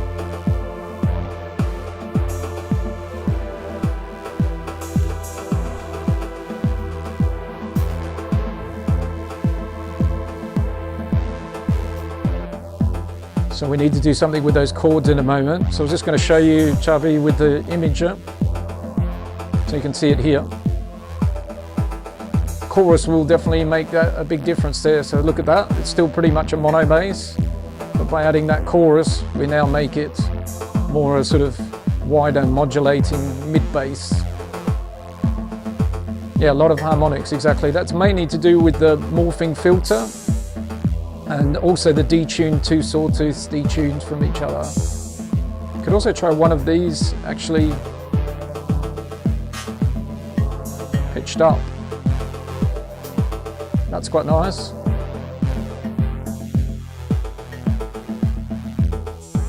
So tune them apart from each other as well.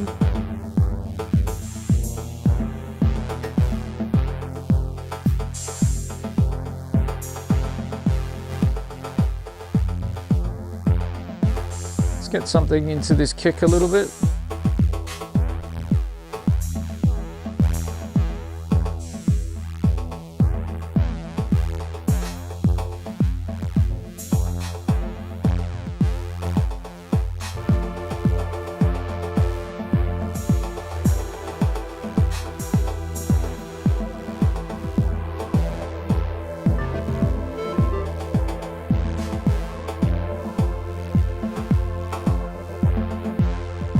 If we want to chop up our choir, we could certainly automate this or have this come in a different scene and use the ARP in this rack. So we've got this choir sample, and the cool thing is the sample start point's being modulated. You could then put an ARP on it. That gives us a bit of a different rhythm chop feel. But the choir's fighting a little bit against the chords.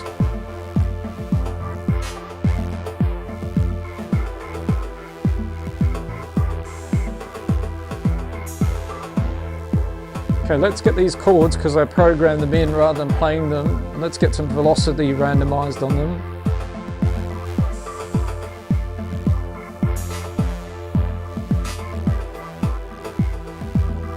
And now let's play around with some modulation of the chords.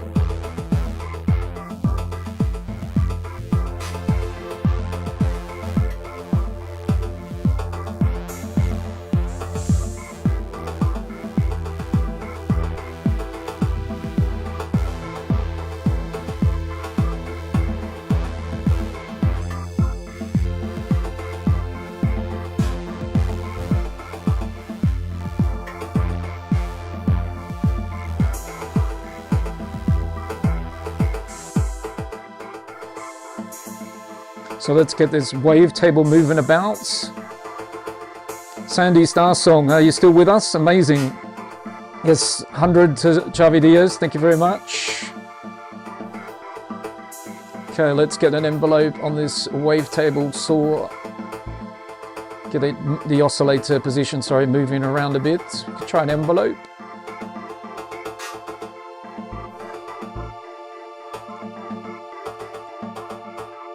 But actually it's a very slow moving envelope, which is probably, well, we can make that faster, but the note triggering is very slow, so it's better with an LFO in this case.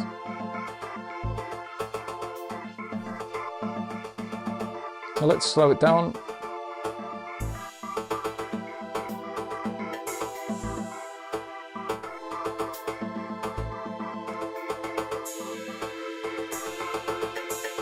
There we go. So now we're just getting our chords to sound a little bit better. Get these guys moving as well.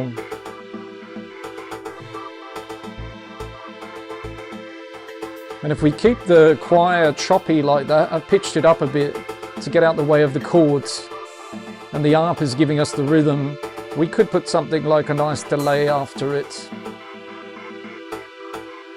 So let's get a bit of echo on that one.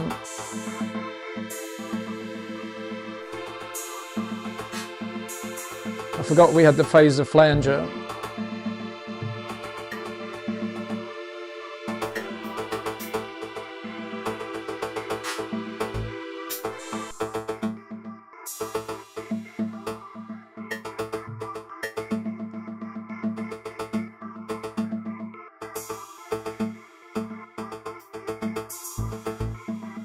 Let's make it a bit wonky.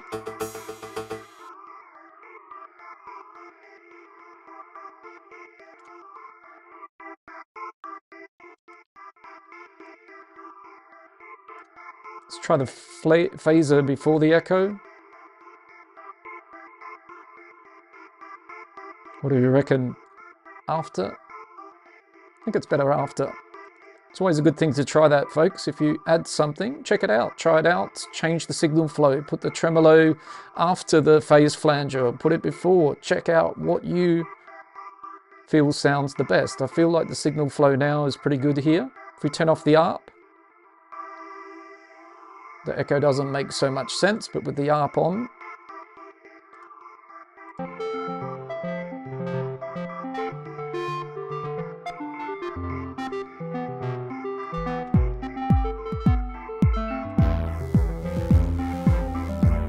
let's do a bit of a mix, get our levels.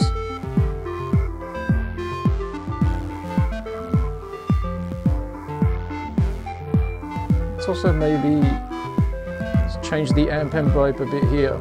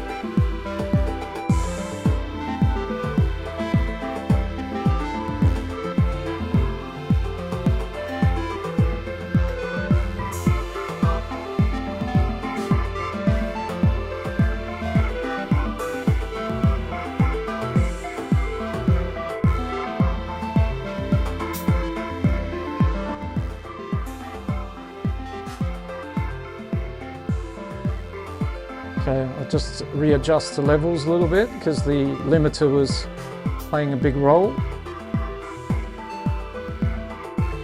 Get a bit of limiting back in a moment.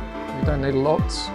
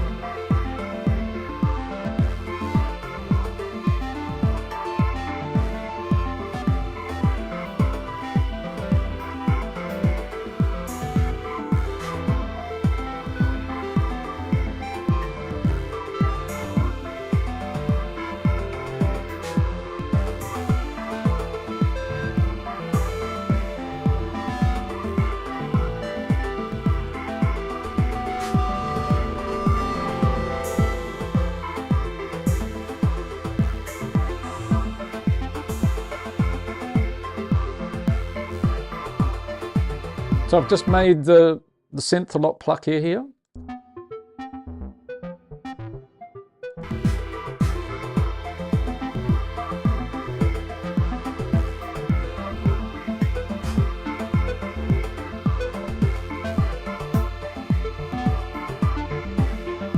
Okay, so let's pop into the packs of Ableton Live that comes bundled with the suite, and let's look for just a little bit of a breakbeat. I'd love to make a breakbeat, which we could do as well, but we might just look for one that we can kind of grab for now, just to add a little bit of atmosphere in here as well. Where are we? Break selection by Sample Magic. vintage breaks. So let's see if we can find something in here that could complement what we've got at the moment.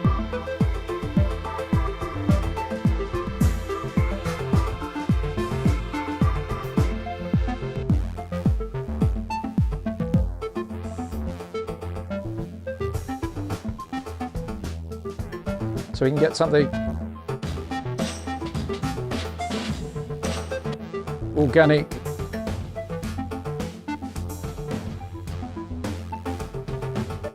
Hey Esteban, muy buenas tardes. I just arrived. What's happening with the follow actions column? Yeah, it's kind of was used early on in the piece just as a bit of a demo, actually to check the sound levels. But it is another great way to do generative. So it is this percussion loop,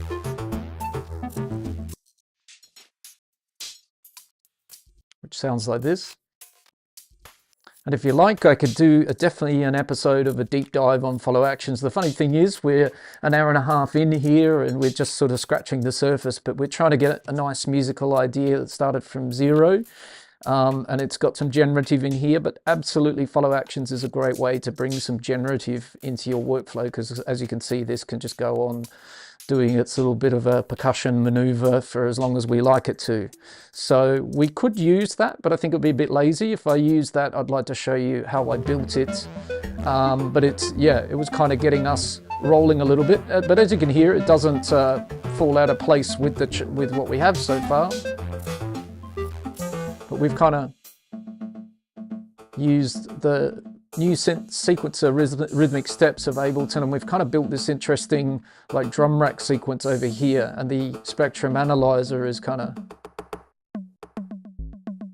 taking that into new territories.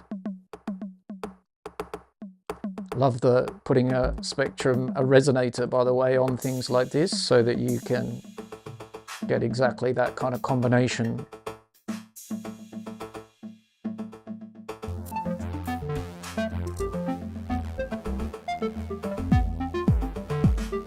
Esteban, if you haven't used the rhythmic steps yet, do so. It's such a great device. We're kind of just using one grid of it, let's say, 2 alternative pads, yellow and blue. But what we do have that's adding a bit of spice here is this Ableton's random MIDI effect post, which is actually meaning that it's actually flicking through a lot more pads than just the 2 different yellow and blue samples. So we're doing a little bit of an experiment with it, pushing it a bit in a different direction, but it's such a great device. I love it. So, sorry, I feel like I found a breakbeat there. So let's maybe just open up an audio track and we'll pop this breaks over here. Maybe a better one.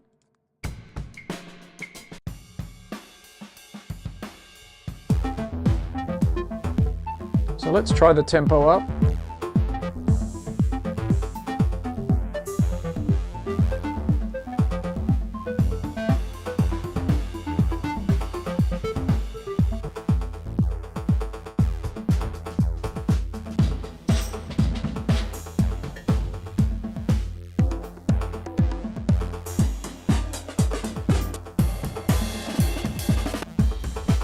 Yeah, definitely check it out, Esteban. It's awesome.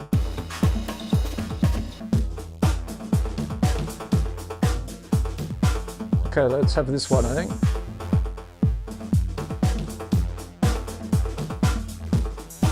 And let's gate it off a little bit. So we'll pop into Ableton, into the audio tab, into the transient preserve, switch it to the straight arrow here, and we're going to bring down the preserve amount.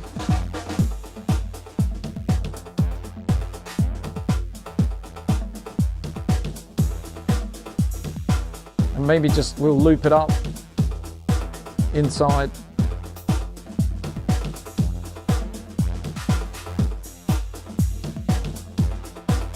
Pitch it down.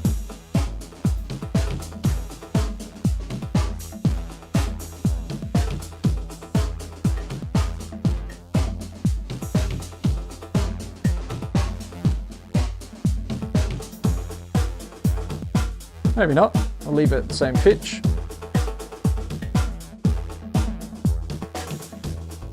Let's get an EQ on that. Cut off any low end that we don't need, just so it doesn't get in the way of our bass. or our kick drum.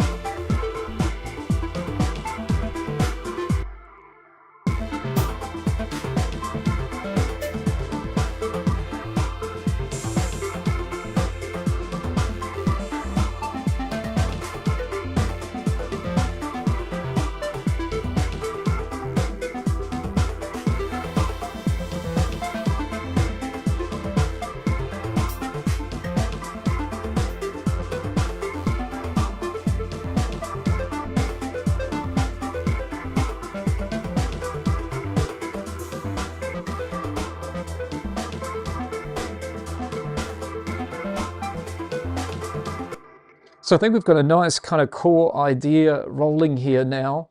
We looked before at the MIDI bus. As I said, the idea behind this and routing it into the melody track means that that could be routed somewhere else, which was what I was sort of expressing at the very beginning.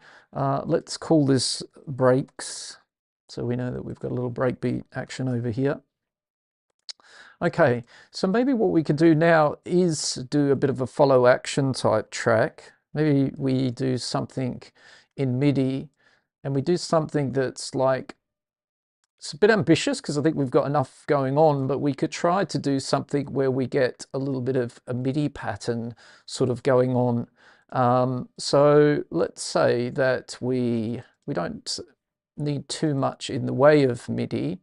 Notice we've slipped out of scale, so we do have to watch that. It's one thing that sort of frustrates me a little bit, I guess, with the workflow of the global scale is that, you know, when you click around in these clips, you'll notice sometimes that we are changing the scale here. The kick drum, the MIDI clip isn't down here, so we could turn off scale and then that doesn't do that. But you just kind of have to make sure that when you bounce around there, that sometimes you're not actually changing this because, there you go, the choir track is in another key. So either turn it off in the clip itself or just make sure you're aware that that is going on, as I said, again, because it's important in this track because things like the MIDI bus and the melody are being synced to that key and scale, and everything's going to get thrown out and sound pretty wonky wherever we've got that turned on. Also, the meld itself is listening to that. So kind of ran into that a little bit earlier on in the stream where that changed without me being aware of it. We did start in B minor today and suddenly things weren't sounding right anymore. And that was because some things were sort of altering that scale and we were going out of scale awareness for a moment. All right, so back over to what I was thinking. So if we look at these follow actions, these are audio clips that are being, different percussion loops that are being triggered in this follow actions group. What I was thinking is maybe we could have something where we're in scale and we just have a few different notes. So kind of like a little bit of a sequence type of thing. So maybe in this clip we have like an, I don't know if this will work, by the way. This is part of sort of experimenting a little bit. So let's say we have an A in this clip and then we copy it down. And in the next one, we do something like, let's kind of think about what we're going to be doing here. Let's have a C. In fact, we could have it like a little bit like a, so maybe I'll do this a little bit more. We'll do it a bit differently to that. Let's go back to clip one. It's a bit of an experiment, folks. This may or may not sound good, but we'll give it a try. We'll make a little ARP, something like this.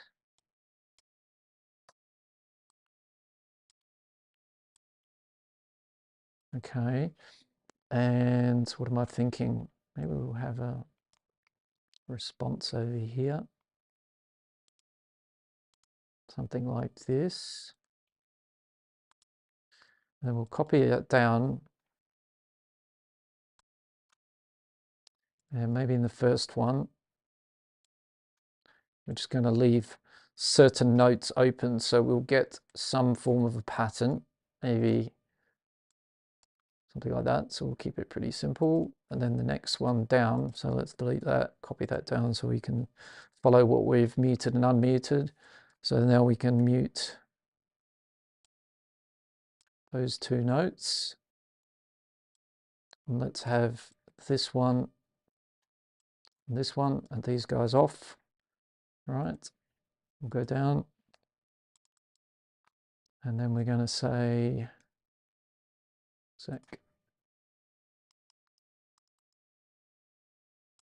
maybe I've bitten off a bit more than I can manage at the moment on my brain, perhaps. It's kind of getting to the end of my thinking abilities. All right, so let's say we take those out, put these in. So hopefully already we've got some differences, no overlaps. That's pretty good so far. And finally, I think we can bring in that.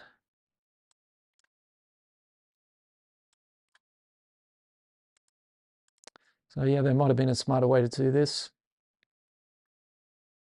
Let's try one more down. But as I said, might be really reaching the limits of my brain power for today, for this Sunday Arvo. All right, let's try that, and let's just see what we've got walking down. Yeah, I think I might have a couple of these triggering again. Won't really matter, but I think we got kind of there, more or less. So the thing we could do in here is all sorts of stuff with the follow actions, but by having it in MIDI, what we could kind of do is essentially bring the chants in down the bottom here. So actually we could have all the sequence not muted, and we could start using probability. So another thing that's going to be really important if you're wanting to do generative music in live is working with probability and MIDI, the probability of this note happening or this note happening. And you can, currently they're at 100%, but if we put them a lot lower, when it goes down and plays this clip, if it's at 20% or 12 or 15, it may not happen at all, or it may happen. So we could have a lot of fun with probability, and that's going to give us that generative kind of workflow. It's just not going to happen sometimes, and it is going to happen, and that's just going to constantly evolve, right? So let's just mix these up a little bit. But I think, as I said, this is a bit of an experiment, a bit of a wild one, unpracticed for sure. We could actually have the whole sequence live and copy it down and do this probability with one sequence, right? One MIDI clip, and there would be a lot of probability changes going on. That already is a possibility. And it's kind of what's happening actually over here in this drum groove. So if we look at this drum groove, that's what makes this particular track interesting. This very first drum track is the drum rack. It's just the drum rack, Ableton Live drum rack. It's all about the MIDI, because the MIDI has events that happen all the time, like your fundamental drum sounds. They're doing their normal thing. And if we look in the chants lane at the bottom here, you can see that they're all 100% chants that they will play each time we cycle around this 4 bars. But this hi-hat group and this hi-hat group, they are not at 100%. You can see they're right down at 10%, or they're right down here at, again, you know, really low values. There's 3 elements like that. So what does that mean? So if we solo this track for a second, and let's say we take out all the fundamental drums, and we take out a few of these sounds, and we just have those hi-hats.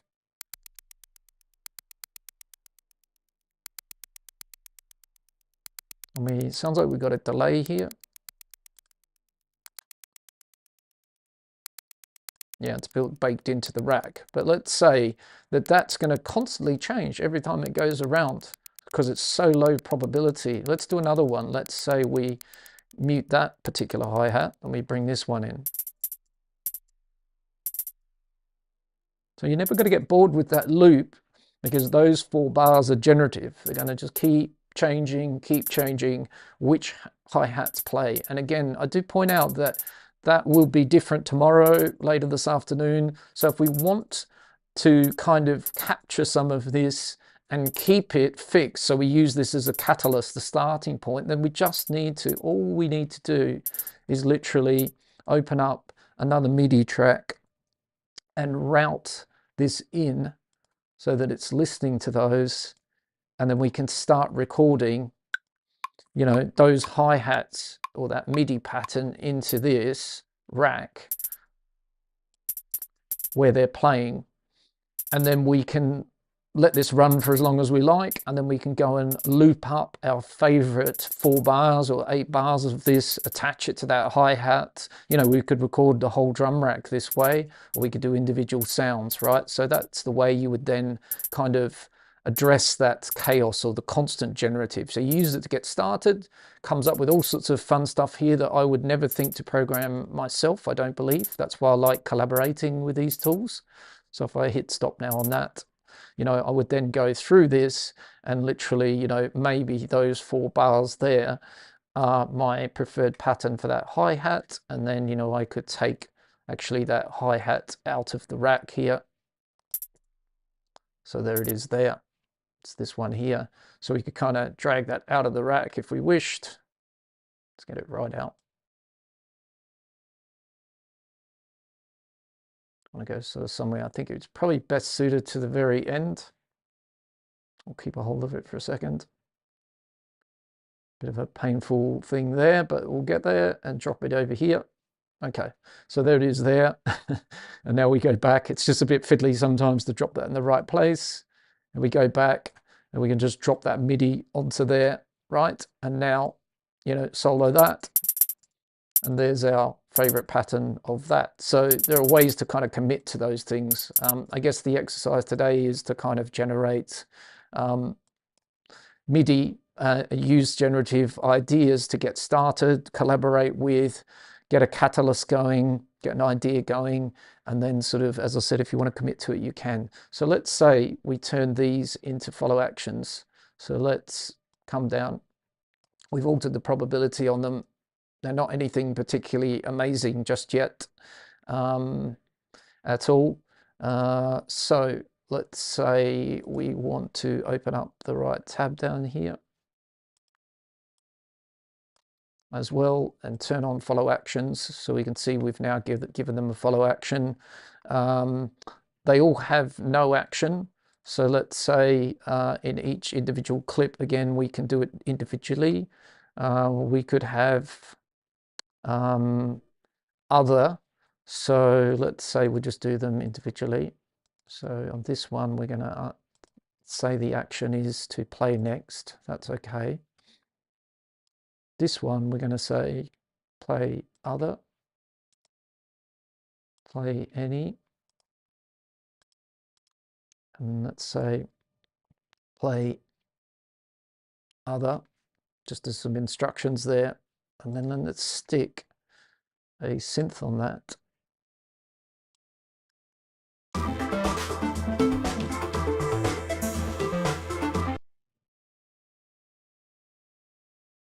So the probability might be a little bit low. Yeah, there we go. But the idea was is that I didn't want it too busy. So it's not far off what I was hoping for. And if we put some sort of like, you know, effects behind it, I just want this kind of like simple little sequence that triggers every now and then.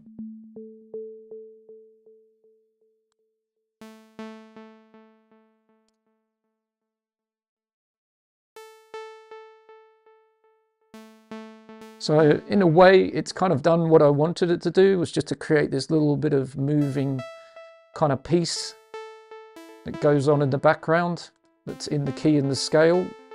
And the probability and the follow actions are now meaning that this has got a life of its own.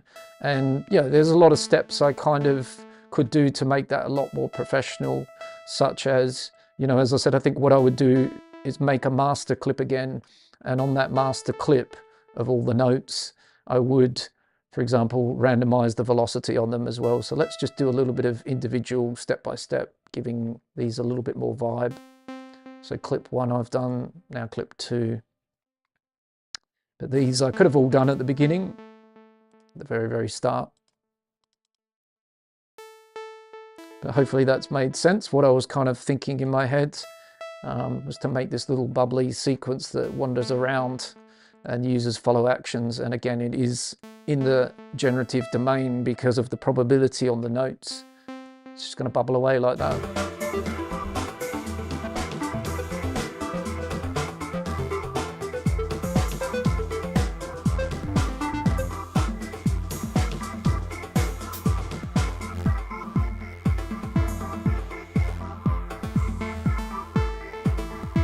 So now it's sounding quite nice.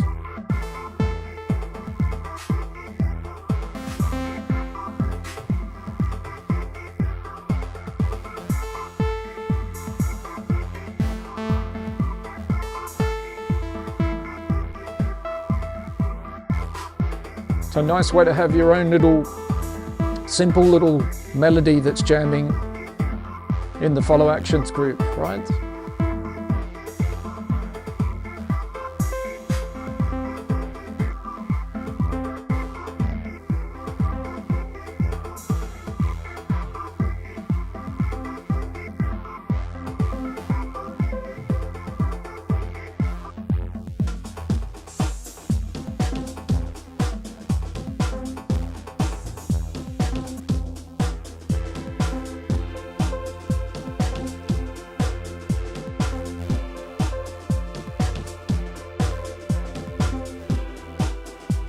I'm going to call it the FA melody.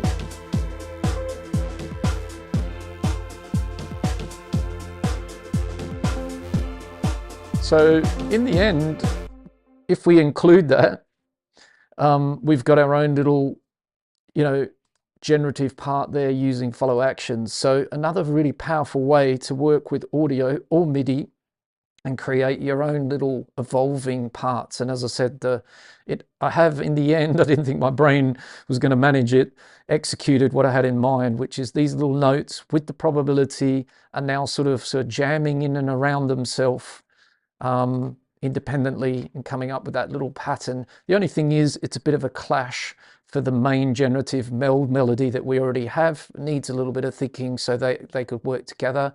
Perhaps up an octave could be good. So that they get out the way of each other. But yeah, good little bit of inspiration there, Esteban, and I hope that kind of helped explain that. So let's do a little recap here, and then I'm going to wrap up the stream for today.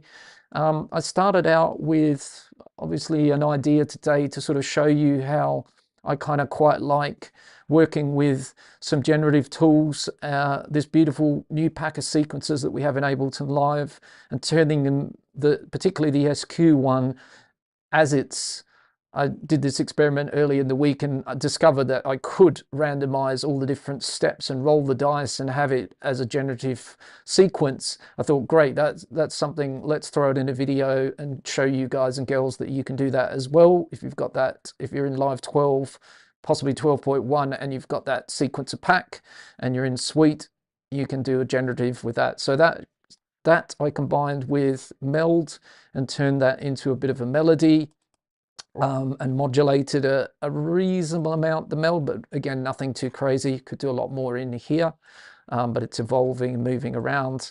Then I believe kind of moved towards the percussion track, which is a drum rack with the rhythmic step sequencer from the same pack. Bit of a little extra here is the random device, which means it's not just playing the two samples, the blue and the yellow, it's actually bouncing around the other pads as well. I've muted some sounds I didn't want to get triggered, and it's also going outside of the grid, so it gives us rests. Put a resonator on that, so it sounds pretty cool. It's got a bit more of a sequence sound to it. Then some chords, which are being powered by a wavetable. All these sounds, by the way, they're made from scratch. And then there's this little sampler rack with a choir sample in it that has the modulation with a random LFO of its sample start point. So it moves around nicely in here. I've added over time an ARP as well so that it's got a rate to it. So it's more a choppy vocal, and then we've got a bunch of effects behind it.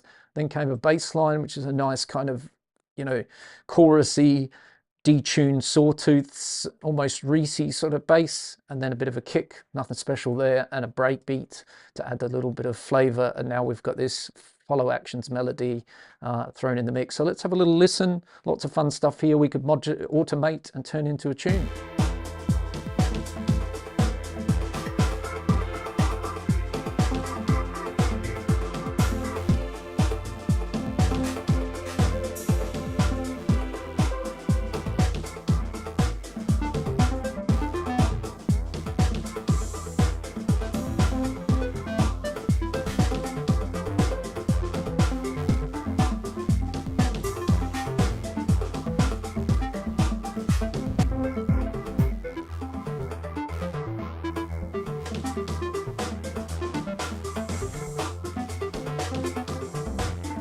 Hey Sandy, you're very, very welcome. I'm glad to hear that you learned some things as we've gone along, and thank you very much for joining the stream with us. Good to have you on board there, and nice that you have been here all the way through.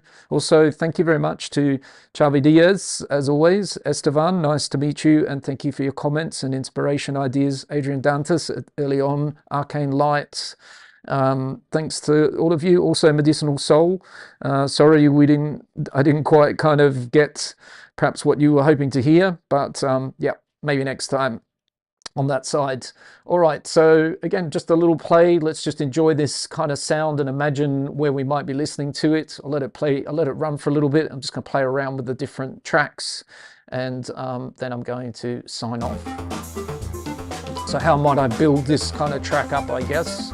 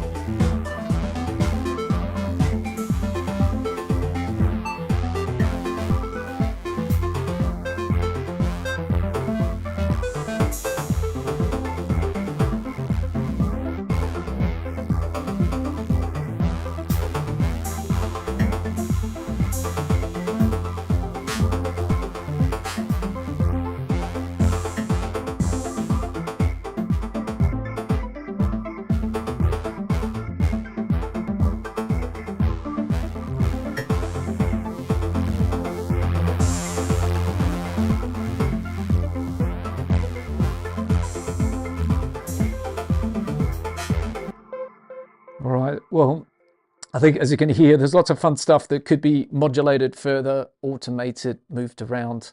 So as always, a big thank you to all of you in the chat today. As I said, appreciate your comments, inspiration, ideas. Hope you found the stream beneficial. Did some learning, took some things away. As always, once I can, I normally have to wait till the stream, YouTube obviously approves the stream. I can then put a link to a video I would suggest you watch next at the end screen here of today's video. And if you're watching this back on replay, I hope you enjoy the content. If you do enjoy the content on the channel, this video, do consider like, comment, and subscribe. There's also a link in the description if you fancy grabbing me a coffee, and a shout out and a big thank you to those of you who have bought me a coffee. I appreciate your support very much, and I appreciate you, guys and girls. So this is Heath Home signing out, wishing you a great rest of your Sunday, of course, and weekend, and I will catch you in the next live stream at 3 p.m. Central Eastern Time the next Sunday. See you then. Take care. All the best. Ciao. Over and out. Ciao, ciao.